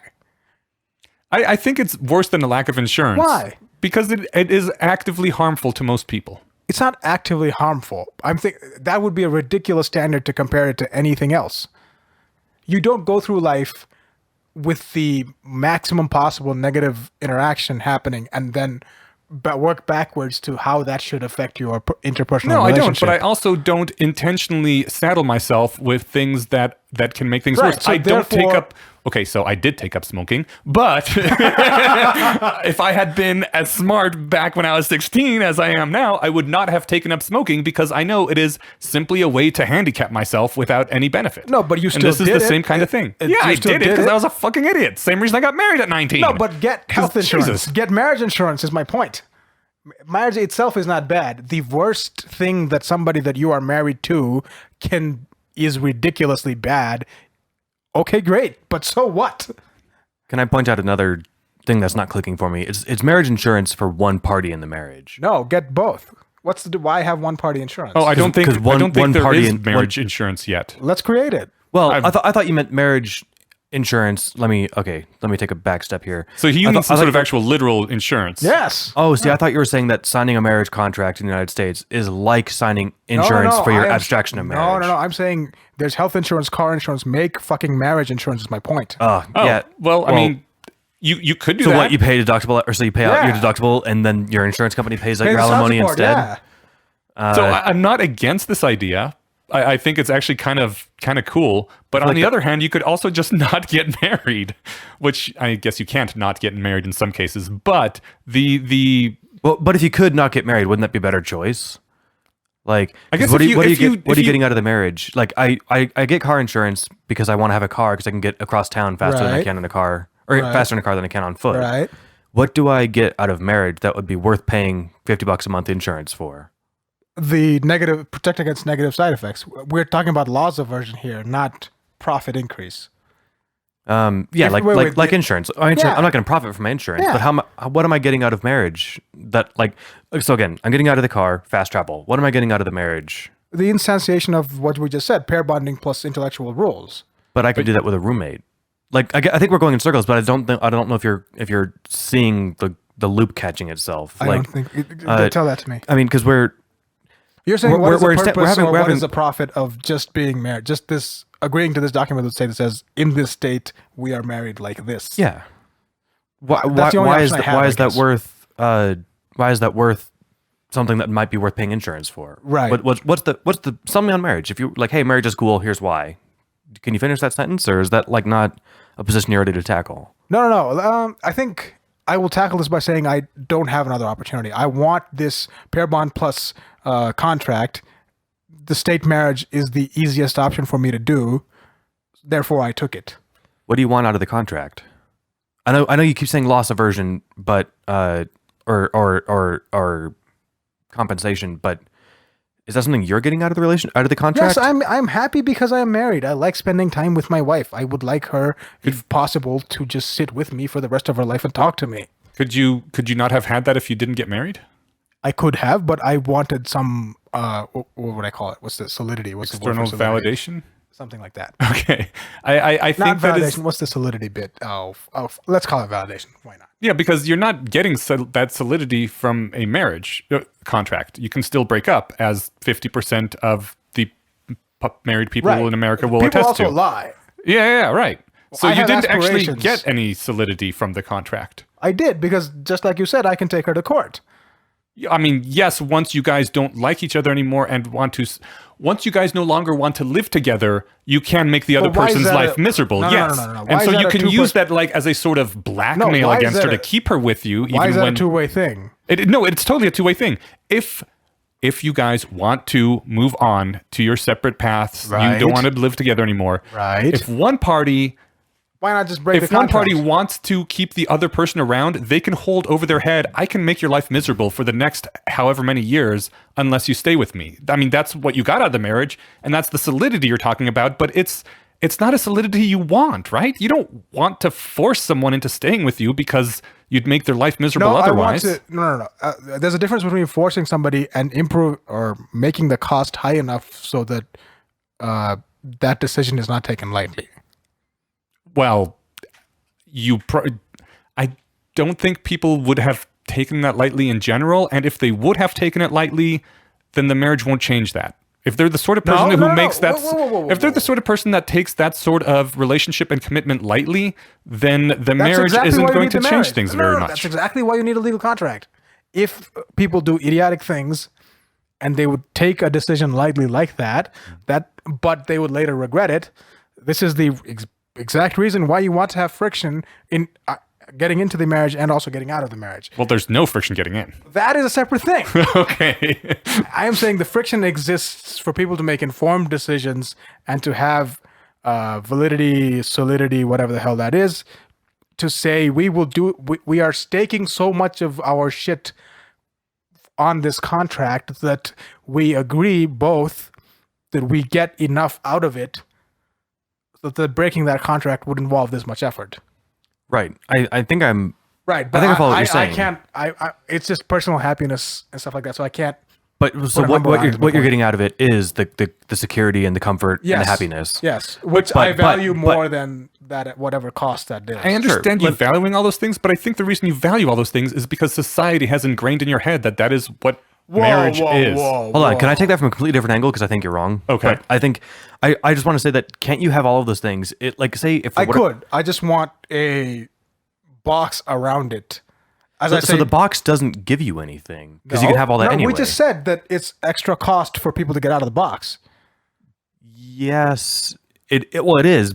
But is that it? So it's a box that is hard to climb out of, but there's nothing in the box. Yes, exactly. It's hard to climb out of the box. And there's nothing in there that wasn't outside the box. A pen. All right, pen. Okay. I want a pen. Like a jail. Yeah, why not? Okay. No, that's fine. And I don't want this to come off as a 2-on-1 against you or anything. So I totally agree. Okay. My point is this: the value of friction, whether society put that in me or not, is underestimated here. I am saying I am idiotic. Human beings are idiotic. We make idiotic decisions. So let's make getting together as costly as getting apart, or put enough friction into entering this contract as I would get entering out of the contract. So I think In it this should current definitely instance- be harder to get into a marriage. It's Harder than it is stupidly easy now, but yeah. not harder than it will be to get out of it later, is my point. Okay. I'm saying put a box also- of friction around things that I would like to have continue. And also, you don't necessarily need the box of I can make your life miserable for years, because once you guys are living together, that in itself is a source of friction. Now you have to get a second place once you want to separate, and that in itself is hard. You know, that's going to Right. keep people. That keeps actually a lot of people A lot together. of people are together, yes. Yeah. So I lived with roommates I didn't want to live with. you what? I've lived with roommates I don't want to live with. Yeah. Right. Exactly. Yeah, so you get that for free without marriage. You just have to No, I just share a one more place. level is my point. I need a paper document that says, yes, we are together. Yes, we will consume less resources together. Yes, these are the things. Yes, I don't see anything else. Yes, these are the things that I want to do together, and this is Pretty sure it doesn't say anywhere in the document that we will consume less resources. No, but that's the thinking. Okay. I okay. And I didn't mean to shut you down when No, earlier. I think that was going to bring us back around another circle, so I Yeah. wanted to just attack it from the other side. So let's let me acknowledge this. What I get out of this box is happiness and personal stuff that I cannot value to your or society's judgment, I guess. well, right. I would argue, and I think you've agreed that you get that outside the box too. You loved your wife before you signed your marriage contract, Right. So like that didn't actually add anything other than the barrier stability. to It added exit. stability. I love her, and I also want to stay with her, and I also want to incentivize us to stick together and work on things. Okay. So friction of getting out of it, Were you worried she would leave you if you No. didn't have this box to put her in? no. But we don't work like that, is my point. We don't work like what? Well, let's give you an account example. Is annuity better than randomly than a business person's income? Would you value annuity higher than a business's cash flows? You would, right? I mean, That's the point here. And I'm making that ridiculously complicated unnecessarily. I mean, yes, but annuity is a lot more assured than your partner staying with you. No, but that's the thinking. This contract Turns it is into more of an annuity. more of annuity than the cash flows of a business. What kind of idiots are we if we can only talk through nerd analogies like this? I really don't think it gives you that as much stability as you think. And we tried hitting it without analogies, and it didn't land. So Yeah. when in Yeah. doubt, scramble when for in it. doubt, when in doubt, abstract. And again, business income has the potential to grow. Whereas, I can tack on different things to this annuity, dude. all right. I feel like we're leaving something out of the conversation because there's something that people want about marriage, or at least that they think they want because they think that marriage gives it to them or something. Why was marriage equality in the United States such a fought for thing? Why did people who were previously barred from being married, gay people and lesbian people, why did they want to be able to get married? Because That's society, a social thing. That's that's a a social thing. society Because thing. society does say your relationship is more valuable once you've gotten married. Once you've gotten married, once your relationship has been validated by us, then it's a real relationship, and you're a real adult who has real love. So that was before never- that. You were all that just kids social screwing could around. be one thing, and these gay, lesbian, whatever people didn't just spring from the head of Zeus like Athena. They also born on this earth and value the same things that hetero people did. Yeah. So they also valued the state validation just as much as hetero people did. Gotcha. So that is a compelling point to me. I think There that's are not actually also some tax benefits if you make vastly different amounts. and that's what I was going to ask about next because that's not what the talking heads on TV said. Was like they want to feel validated by the state because we all want to feel validated by the state. They said, "Oh, it's because deathbed rights." I always hear that like it happens to everybody once a month, and taxes, and maybe another something Not the else. taxes. So, what is Agus like? I can sign a piece of paper, or tell me if I'm wrong. Can I sign a piece of paper that says that you guys can come visit me on my deathbed? Yeah. So that's just something that comes for free with marriage, I guess. Yes. Yeah. So that's and the inheritance bottom. right And the and power of inheritance attornity and, and tax and all that all the stuff good is stuff. wrapped up into that whole Yeah. marriage contract. But that's also independently attainable. yes, it is. So that's just bottom line arguing for Yeah, this but it's marriage extra thing. effort, and you would have to. So this is like he said, marriage is a catch-all obligation to anything that you have. I get equal hands on. So if you would write a contract, you would have to list 59 things. Yeah, here's more- my power of attorney. Right. Here's my inheritance. Yeah, and, every damn thing. But right? those things are like standard legal documents, right? Who So like does that? yeah, nobody. Nobody does But that. I'm just saying that like Right. it's not like It this is something that. attainable, but it is more effort than a marriage Well, contract. also buying a house, which I'm in the process of doing, is a lot of effort. You sign a fucking stack of papers this big, and you literally hire multiple professionals to go through the stack of paper and make sure everything's right and make sure the house is right. There's a lot of effort put into buying a house, and it is a lesser commitment than marriage is. And if marriage- the effort is not because of the value of the house. The effort is because you either have some kind of loan with it. Did you bring a stack of gold and say, "This is the title, give me the title"? No. So that you don't know the other person. You're meeting them temporarily. There's risk involved. There's loan involved. There's other people doing other things for you. That's why the paper. That has nothing to do with the value of the damn house. No, it doesn't. But buying a house is a But then big deal, using that and marriage analogy should doesn't be make as any big a sense. deal. No, but using that analogy, if you say the stack of paper does not have relationship to the value of the asset, then using the stack of paper as a negative on the other asset that I call marriage doesn't make a difference. I'm not trying to compare the value of the two things. I'm trying to say that people will go through this process of doing all this legal stuff for something like a house. There's no reason they couldn't go through that same process once per lifetime, in theory, or maybe 2 or 3 times per lifetime for a similarly because it's a important different long-term thing. commitment. But you also said that you cannot want outsource my love to Steven to say, I want Steven to guarantee my love, therefore I provide Steven with, I don't know, affection every month at this rate. Isn't I mean, that you what could. the I'd be marriage open to that. Yeah, I could, but I'm just saying. But you did say you wanted marriage to have more friction getting in. Yes. And so, like maybe having to read a bunch of paperwork. Yes. So Or just improve the damn piece of paper. Or educate, tort law education, contract law education. There's a bunch of people working on automatic constitutionality validation of contracts. That would kill 90% of end user license agreements. That would kill 90% of terms of service agreements. So that is a general bigger thing that has nothing to do with marriage, is my point. That would be cool. Oh, yeah. People are working on it, and people are trying to stop them with a bunch of effort. But yeah, but that's a bigger issue, which is not limited to marriage, is my point. You should send me links after this is over. That sounds awesome. Yeah, just Google robo lawyer or Google any contract validation efforts. There's something called Constitute, I think, or some Constitute plus verb kind of word that is looking at constitution validation on law. And there's a bunch of stuff, judicata, open case text, or some ridiculous shit that is maximizing effort on contract reading abilities. We have gone on for about an hour and a half, so we should wrap up soon-ish. Do you guys have more things you want to say? I'm curious if you guys know more about common law marriage than I do, if I'm already married or not. 6 more months? Have you filed taxes together? No. Okay, that is actually a really big deal. Once you have filed taxes together, that is kind of a hard point to go back from. So if you haven't filed taxes together, you're closer to the safe side. Have you signed contracts together? Leases. Yeah, I guess but give him the a term. lease isn't as bad because roommates, No, but give him the term. You have to commingle funds. do you keep separate bank accounts? Yes. Okay, that helps.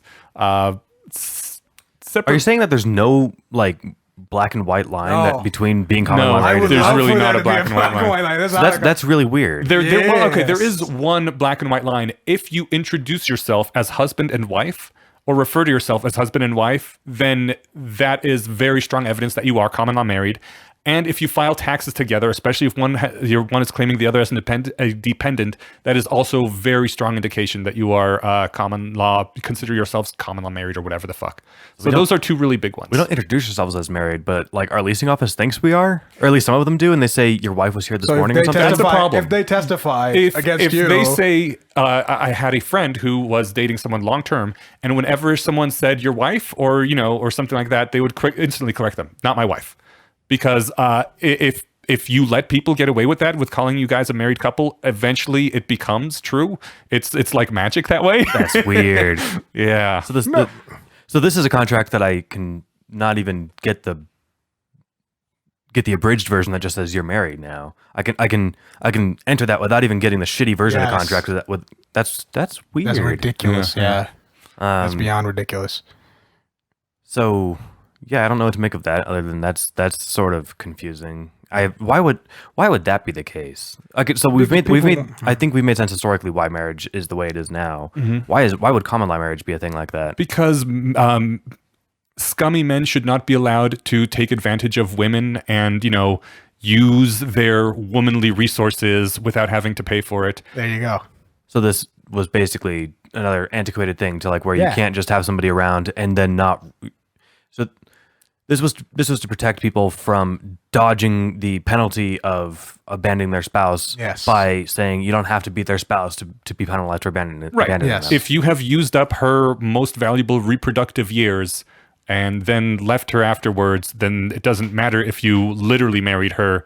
You basically married her. You used up her reproductive potential, and now you have to pay for it. Weird. Yeah. Oh, what a weird way to think about a person. That does sound pretty dehumanizing. It also brings in the question of like infertile couples or whatever, but that's another topic for another day. Yeah, maybe. but again, outlier. Oh, that's right. Yeah, fair enough. Fertile couples are out. just treated as fertile couples for simplicity's sake. Yeah. Yeesh. Yeah. But any reading of the law will dehumanize people like that. Well, and that you sort of want that, to some extent. Like you want it to be abstract enough to apply to everybody. Yeah. But it is weird to think of a person like, a woman's most valuable resource is her fertile years. If that's the way the state views a woman, that's sort of unsettling.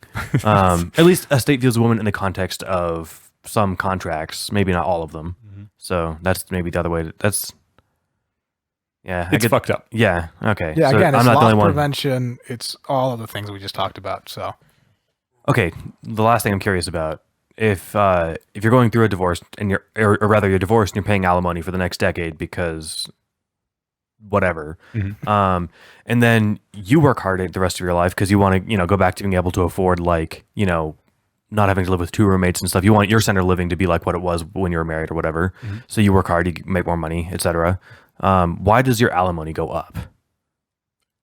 Or does it always? It's a remnant of the whole losing your individual right. So that's not dissolved when the marriage is dissolved? No. That lingers for quite a while. You're stuck with the zombie personhood for.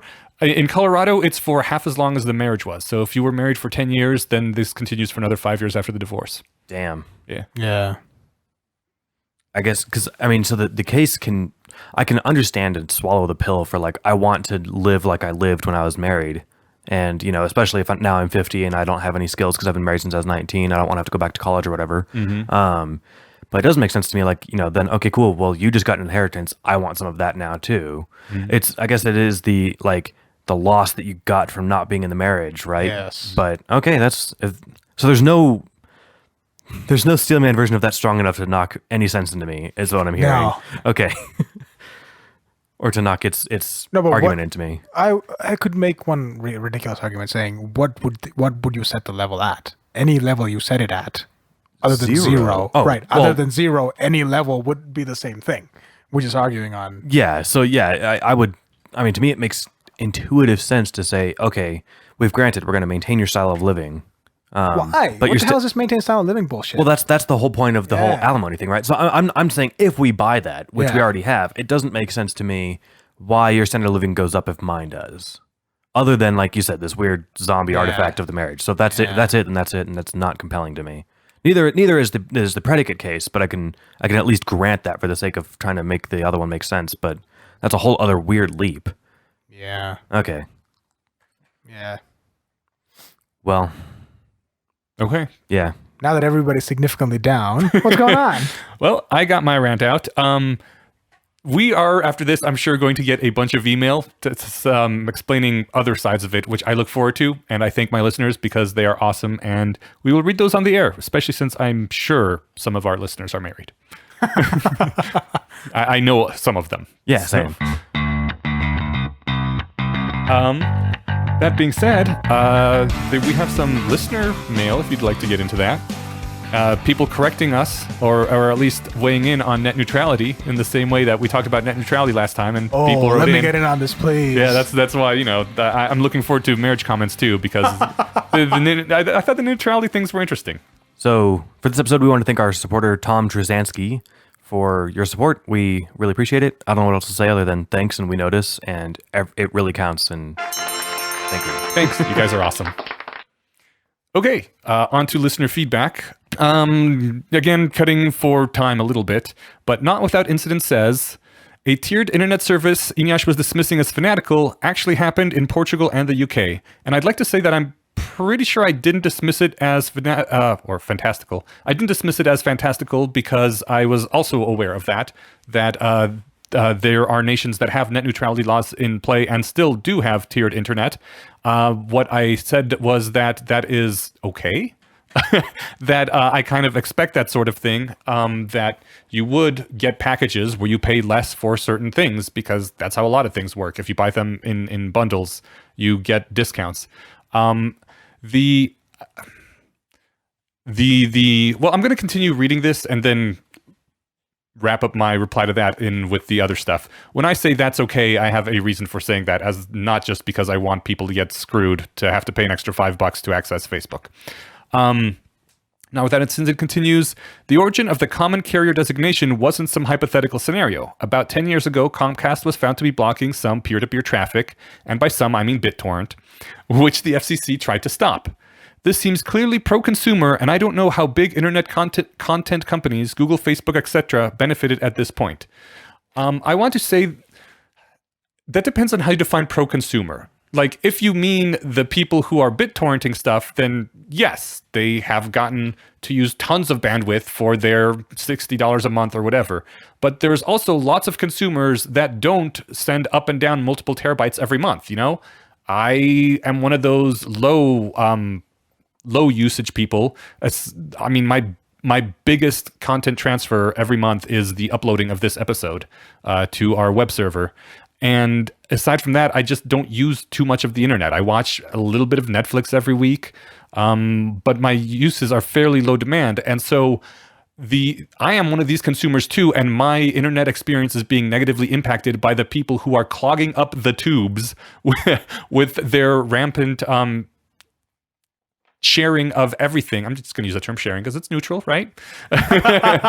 With their rampant sharing of everything, and it is sort of a free rider problem. We're all paying $60 a month for our internet, but there's some people who are just nonstop streaming everything and putting through tons of data, and there's other people who use much less. And I am old enough to remember a time when the AOL free minutes per month actually mattered, because the bandwidth infrastructure was not built out then like it is yet. This was before the big dot-com crash when everyone went crazy building out the internet and you had to fight over bandwidth and you literally paid per minute to access the internet because there just wasn't enough for everyone that wanted it. And now there is, and that's great, but we're slowly getting to that point where we're going to be bumping up against those limits soon. And in my opinion, I don't think it's necessarily that bad a thing that the people who use tons of data would pay more for that than the people who use less. I know that people who use tons of water pay more than people who use less water. And one of the reasons is just because you're using more, right? So if the BitTorrenters, the pro-consumer, as in everyone can use BitTorrent if they want to, but it's anti-consumer for the people who use less traffic. Anyways, he says the FCC was forced to create a new set of rules. They say the FCC was forced to create a new set of rules to enforce these consumer protections, but after losing a court case, the FCC was essentially left with no option but to declare ISPs common carriers in order to fulfill their mission of consumer protection. I had a bit of argument on the consumer protection part. In some cases, that is protection of consumers, but in others, less. But do you guys have anything to add before I read on? Go to the second part of his reply. Yes, I think that I think this is my understanding, so it's definitely flawed. But I think what the presenter wants to say he has articulated it badly. The price of a monthly subscription has nothing to do with. All right, let me say it this way. ISPs get charged based on differential usage, right? Or differential traffic usage, right? If I'm the owner of the wire and I'm the owner of the box, I only pay for what more I use than what I give you, the owner of the other box. So there is a reason to say that if the guy owning the box is only paying differential, the person receiving the data should also be only paying differential. So that's a point. That's a point towards taking neutrality away, right? Right. The pro-consumer point of it is the free rider problem of BitTorrent 1. Second point is, what was the point again?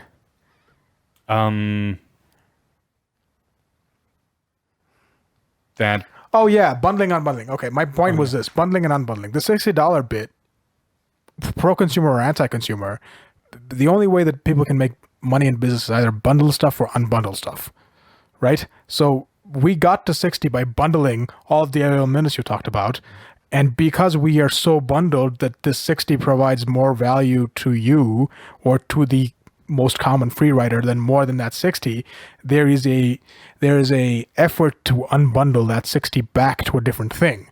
Now this pendulum will go back and forth either way, and we will settle at the extremes. But to say that X is pro user just by default is a bit of overreach in my estimation. Now, if that incident continues, saying, looking at Tyler Cohen's piece, he seems to be coming at it completely backwards. The first 3 points are all about the economic advantages or disadvantages of net neutrality. I don't care about those things, basically at all. I care about the internet service I can buy and how it operates. It's in no way obvious that economic growth is good for my experience on the internet. The dot-com crash was even discussed on the episode as a good thing for the internet from a consumer perspective, and I totally agree. I don't necessarily know how to respond to that because, I mean... But saying economics doesn't affect my choice is ridiculous. Yeah. Well, it might be like someone saying, hey, look, we're going to open a bunch of toll roads that will have less traffic. I don't want to butcher I don't want to come at this from the wrong angle. I guess maybe it's like, as long as it doesn't affect my commute to work, I don't care what they're doing to the roads. Might be their only concern, kind of thing, right? So like, no, yes, but your taxes go up, right? Well, how are they building it? They're asking you for money. But he's talking about specifically like the economic things outside of his their day-to-day traffic on the web. And so if that's their only concern, I can sort of see, like, again, if my only concern about the roads is how long it took me to get to work, right? If I cared literally about nothing else, then I can see where they're coming from. Is that right. your guys' reading of that point as well? Yeah, I think that's what they're trying to say. Yeah, I think of it more of like a sort of free trade sort of thing where a lot of people will say, look, I know all the economists say that free trade is good for the economy and grows the economy, but I don't care. My personal experience in life is worse. I've lost my job and people I can't understand are moving to my neighborhood, and therefore I am against free trade. No. There's a great point against this. Pia Mullaney, who runs, fuck me, I forget what she runs, but she runs an economic think tank. She's very economically minded.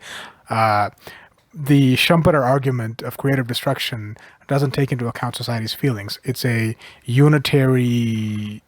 one-axis thing of productivity, as though we value productivity in one axis. So it's the misunderstanding of that. So I kind of see his point, but I also don't know how to argue against that, aside from saying that I do kind of think economic growth is important too. It's hard because there are other things to balance it off against as well. I just think that in this case, the net neutrality wasn't a strong enough prod to make me be on its side.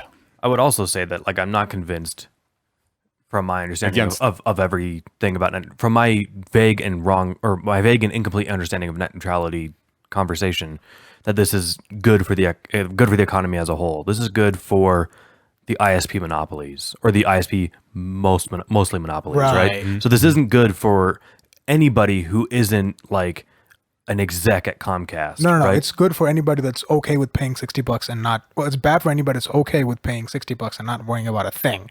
Who you pay the $60 to is the issue what we're talking about, and how much are you paying them? Right, but I guess if service is guaranteed, then what you're saying is right. I'm saying service is not guaranteed. In light of the in light of running up against the limits of our current infrastructure. Yeah. Are we anywhere near those limits? No. Is that something we talked about? We're getting close. We're not quite there yet. We're not there but yet. We're also laying down new court and stuff, right? This isn't like, but not at the rate that we're using it. And I think this is one of the arguments for the economic growth part, is that economic growth is what gives you new fiber or new Wi-Fi or new other things that expand. But the issue is economic growth of whom and who gets the new fiber. And who gets to decide whether or not you get new There you fiber? go. Because they're Kansas working, got they're great lobbying, Google fiber. they're lobbying But for what about laws to here? keep new ISPs from entering the market. Like Fort Collins wanted to lay down. Fort Collins is the city north of us where I grew up. They wanted to lay down fiber, and this was a legal battle for months. And it's like the city can't do what it wants because the ISPs say no. Right. That's and exactly the sort of bullshit that I am vehemently against. That this is why I dislike regulation, because that is an aspect of regulation. It's not like an ISP could come in and say you are not allowed to lay fiber. They pull in the state. No, but the issue is when you say it's a Title II, you have to give power to the state to then go do it. The issue is they're not going to do it. Who's not going to do what? The state. When you say Title II, you also have to guarantee. You cannot just say this is a utility and regulate it that way. You also have to say, if it was water, you wouldn't build a condominium without access to water, gas, and shit. So if it's Title II, the city would have to be forced to build.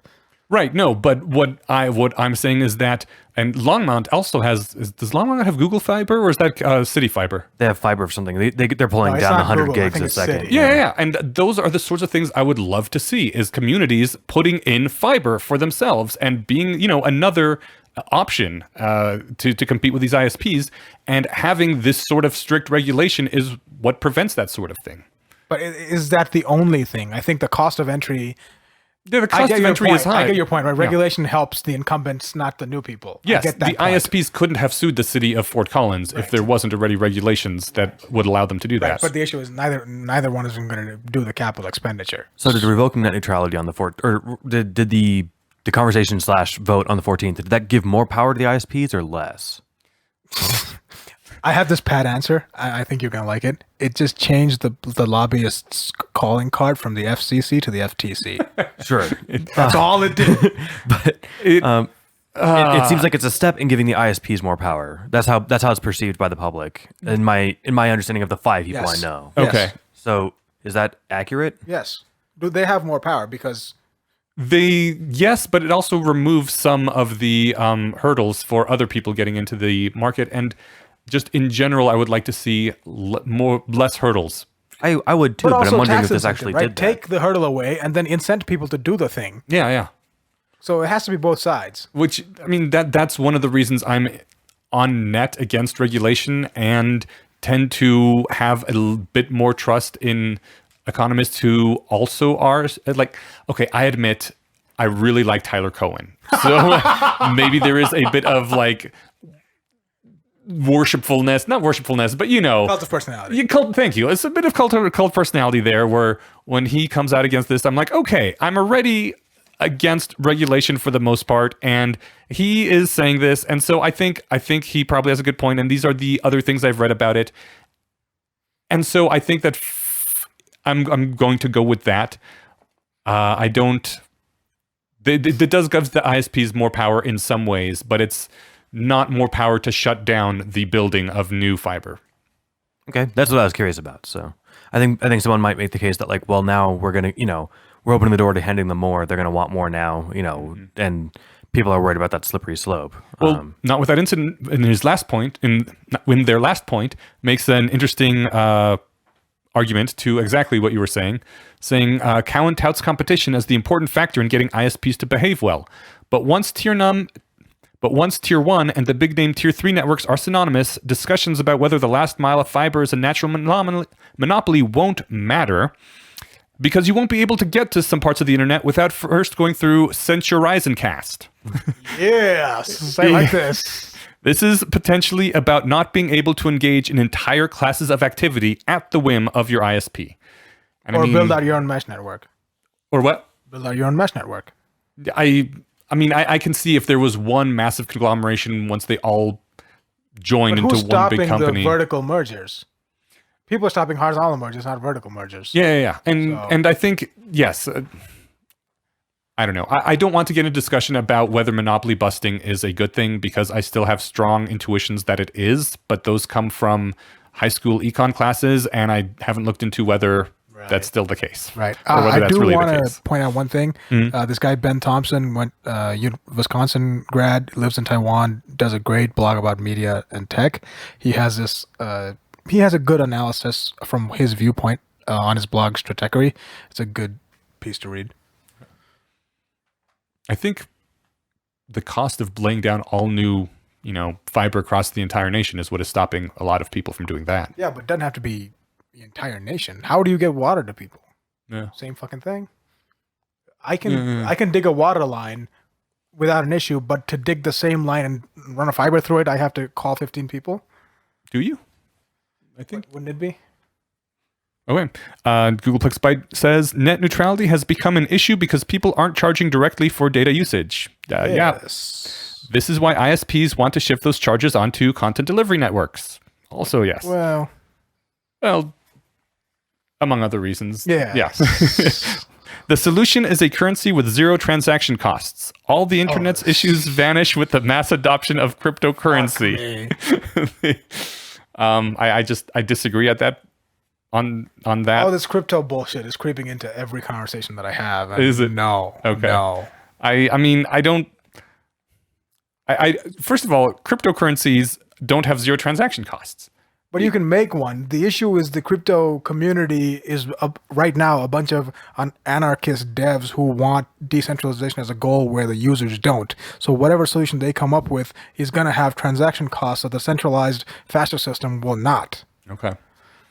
So it's just tacking on cryptocurrency to anything doesn't naturally make it better. And at least all the cryptocurrencies I'm familiar with do have a transaction cost, because you need to run the blockchain somehow. Yeah, electricity costs at the very least, right? Yeah, right. Yeah, and none of them are usable as a currency, partly because they are so unstable. Their value changes rapidly. No, but I can fuck with that. There's a lot of price manipulation goes on, so... Yeah. And also because the transactions take a while. You gotta wait, sometimes a long time. Right, because they're not optimizing for speed. They're not optimizing for other things. They're optimizing for trustlessness. They're optimizing for immutableness. When you're optimizing for that, having a streaming type system on top of it makes zero sense. I am not equipped to understand this last paragraph of that. Okay. It's the rest of Googleplex Byte's comment on this. Okay. Which says, also, something that no one seems to be discussing on either side is that net neutrality is part and parcel of common carrier status. Without it, ISPs would be responsible for all the illegal content it facilitates. That entails mass censorship if ISPs like not being sued. I mean, that depends on how the law is implemented. Right, but even at the current implementation, it doesn't say that because you're net neutrality doesn't have to mean common carrier. Common carrier doesn't have to mean they're liable for whatever content they own or whatever content is on their wires, right? Right. And But general adoption, this is my point with marriage and how it's been adapted with the state. I think that's the same issue. General adoption, people think net neutrality equals common carrier equals no liability. yeah, that kind of thing. So And we could always have the no liability as a separate rule. Without all the other stuff. Yeah. Okay, that's everything that I had about the net neutrality stuff. Yeah, that's all I could find about that as well. Okay. I have backed off a little on my stance. I still am generally in favor of easing up. But define easing up. Easing up means what? Easing up means pulling back on the 2015 net neutrality regulations. Why? Given the current political atmosphere, given the current power dynamic, it makes rational sense for an arbiter to say, I need minimum access to be minimal yet free. Free not monetarily, free from content. Okay. Things, you know what I mean? How minimal do you define That's minimal the question. is the problem. That's the question. Because you can get dial-up. Right, that's the question. So that would be a great hack if everybody said Comcast D is everybody gets dial-up for free, or dial-up is the common minimum internet, and everything else you have to pay for. That would also satisfy previous laws and current laws. But, it would also make a lot of the first world internet unusable. There you go. That's ridiculous. So, finally, a different comment, but still from Googleplex Byte, which is not related to net neutrality, says, risk compensation means immortals would be adrenaline junkies, not depressed hole dwellers. The biggest risk takers are young people who still haven't grappled the notion that they are aging and will die one day. With immortality, everyone would be death-blind risk junkies. I think that's a pro-immortality argument, and I'm kind of behind it. Nice. Well, I mean, it makes sense. Yeah, like if I'm not worried about dying, I'd be out doing a lot more stuff, right? You'd be out playing cops and robbers with actual guns. Sure. With your friends. Yeah. wait, immortality. I think we got this already, but let's not belabor the point. But immortality doesn't preclude your sense of suffering. Well, right. And that'll stop you from doing. I'm assuming once we've gotten to the point of literal immortality, then you could turn on and off pain sensors as you wanted. But then why are we still human at that temperature level? Right. I would drop a Black Mirror reference, but I don't want to spoil it for Inyash. So we can talk later. Yeah, well, we'll do it. I also don't think it's necessarily the only reason young people are such big risk takers. No, they're also just stupid. Exactly. No, I mean that. That's a big thing. I mean that not derisively. Yeah. Like it just happens. I vaguely remember. It's like what I imagine it would be like if I ever knew what it was like to be a pet dog and then became a person. I could look back and be like, I could see how I was like that, but I have no idea how that was actually happening. Yeah. That's how I feel looking back at myself as a kid. I did a lot of crazy shit that I would never do now because I value like not being hurt and being alive. Well, I also think that, okay, so I was always aware of my mortality as far as I know, and yet still took some more risks back in the day. And I think this whole young people don't understand death thing is kind of fallacious bullshit. It's not that young people don't understand death. I think it's that young people have less to lose in general. Like health-wise, when you're young, if you get injured, you can bounce back pretty damn quick. Maybe it took my first but there's also stupidity. I would say don't discount stupidity. Go ahead. I was gonna say, I think you're right. Like I can spin stupidity a different way too. But I think it might have taken my first permanent injury for me to like slow down and stop doing stupid stuff. Yeah. Because then you realize like, oh, things do have consequences. Right. So that's what I mean kind of by being stupid is that you might know like on paper, yes, I used to have a grandparent, now I don't. Mm-hmm. But to have that actually sink in on a level that you really, the difference between knowledge and wisdom, maybe, right? Well, maybe they have the knowledge, they're not wise. Yeah. Is that too or pedantic? Applied theoretical? I know in theory that I can die. No, I just think doesn't stop me from. I take less risks now physically because I know that if I hurt myself, it's much harder to bounce back from it than it used to be, and because might actually be permanent at this point. I might, Right. fucking have a shitty ankle for the rest of my life if I fuck up my ankle at this point. And that would be much less likely to be the case back in the day. take it from physical to intellectual or financial or anything else. Well, I mean, that was the other point. I also had nothing to lose when I was a kid. I was like, when I was in high school, I was literally one of those burn it all down revolutionaries.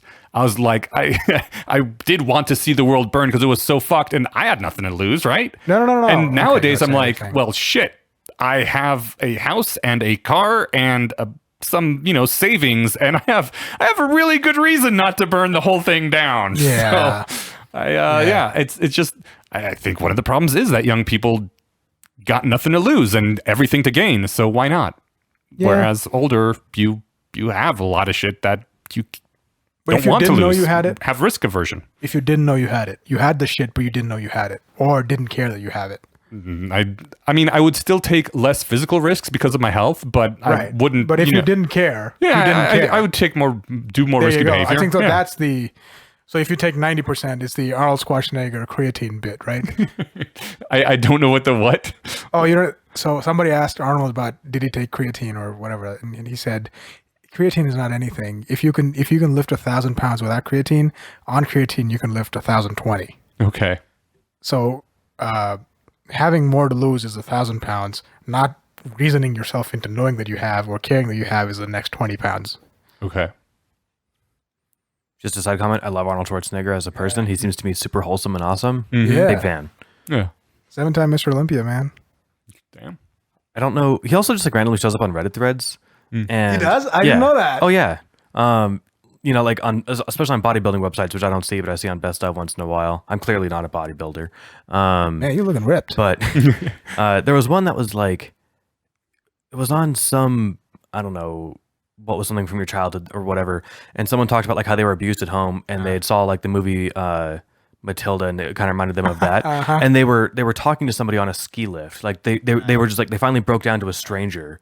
And that stranger happened to be Danny DeVito in a ski mask. Whoa. And the guy was, before, so as he's writing this comment at the end, he's like, I just wish I could tell him. And Danny apparently told him like, it's going to be okay. He consoled him, turned him around as a person. Right. He's like, I wish I could tell Danny that he changed my life. And Arnold jumps in. He's like, hey, Danny's an awesome guy. I'll let him know you said this. Awesome. Wow. I know, right? Arnold's 2020. Oh, The Rock 2020. Yeah, that's actually, there was something fun, as long as we're talking Reddit stuff, there was a, what do we expect to happen in the next, 2018? And I think it's going to be celebrities running for office. In Not that more much than they celebrities did with last clean year. pass, dude. You what? Not that many celebrities with clean pass. Like you have to have the right amount of ego and then the right amount of, I don't know, to not have shame about things you did. I'd vote for The Rock. I would definitely vote for The Rock. I'd vote for The Rock. Terry Crews, whoever, really anybody. which brings me to, I think, to my closing point about the net neutrality thing. I can't remember if I said this on the air or not last time, but you had said that you're generally against regulation, and I don't know how to square that with the fact that I can see the argument being against regulation in many cases. In some cases, I think that there should be minimum things that are enforced. You can't sell drinking water to a place that has no other access to drinking water if it's garbage. Right. That sort of Shouldn't thing. be allowed to keep your 1950s car that spews leaded gas into the air on the roads. Why that much? You're not allowed. I mean, you shouldn't be allowed to sell, as like you say, the raw water. You guys heard of this? No. Okay. There's this guy who used to work for one of the big CPG companies, had a company called Juicero, which crashed and burned with the squeezable packs.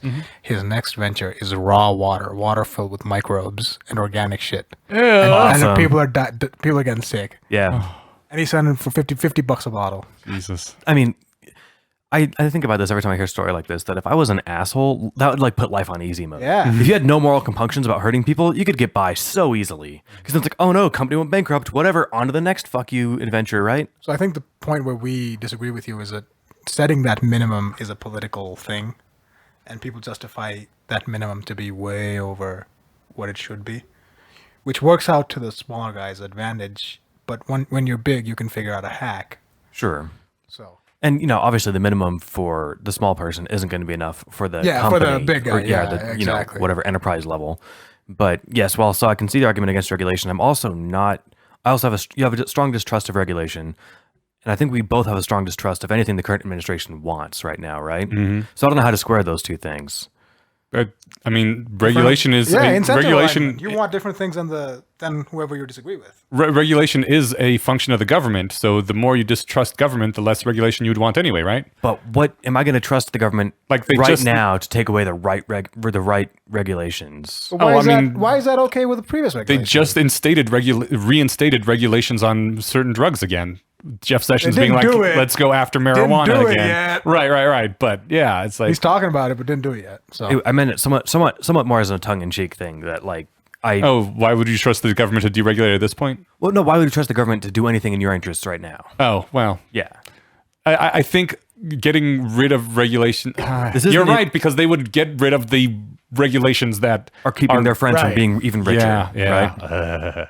If anything, that's to me, vaguely compelling point in the fact that this is probably not a good thing down the road, and this is never designed to be a good thing for the consumer down the road. Okay, because it was done under the current administration. Well, to the extent that it doesn't sound like a vacant statement, kind of. Yeah. No, I understand. Okay, we gotta go because we are way over right now. I'm gonna see if I can maybe cut a few minutes so Kyle isn't fucked as bad. Anyways, thank you to Kyle as always for making us awesome and for dealing with all our stupid bullshit for hours on end. I do want to say really quick that our next episode we're going to have Brian Dunning from the Skeptoid podcast back on. He's going to be talking about his new film. I think it's free online, and there's a short podcast episode that covers the same points called "The Principles of Curiosity." So you can go to Skeptoid to find the 12-minute episode on Principles of Curiosity, or go to principlesofcuriosity.com and watch the documentary if you want to follow the conversation a bit. But it's not very complicated. So is that this Sunday or next Sunday we're doing that? This Sunday, I think. Fuck. Okay, good. I'm glad you reminded me. Okay. All right, cool. Want to throw that out there so people could get a head start if they wanted to. Yes. All right. Good. Yep. Well, thanks again to Kyle and thanks to Naveen for coming back on. Oh, yeah. No problem, dudes. And sorry for the bad marketing of my position. No, I had a lot of fun. Yeah. This was good. You were awesome. And sorry for not being more clear when I asked for... No, sorry. But I did want to plug one thing. Mm-hmm. The project that I mentioned when I was here last time, Standard Meta, is now live. Ooh. And people are using it. So... tell us again quickly what it does.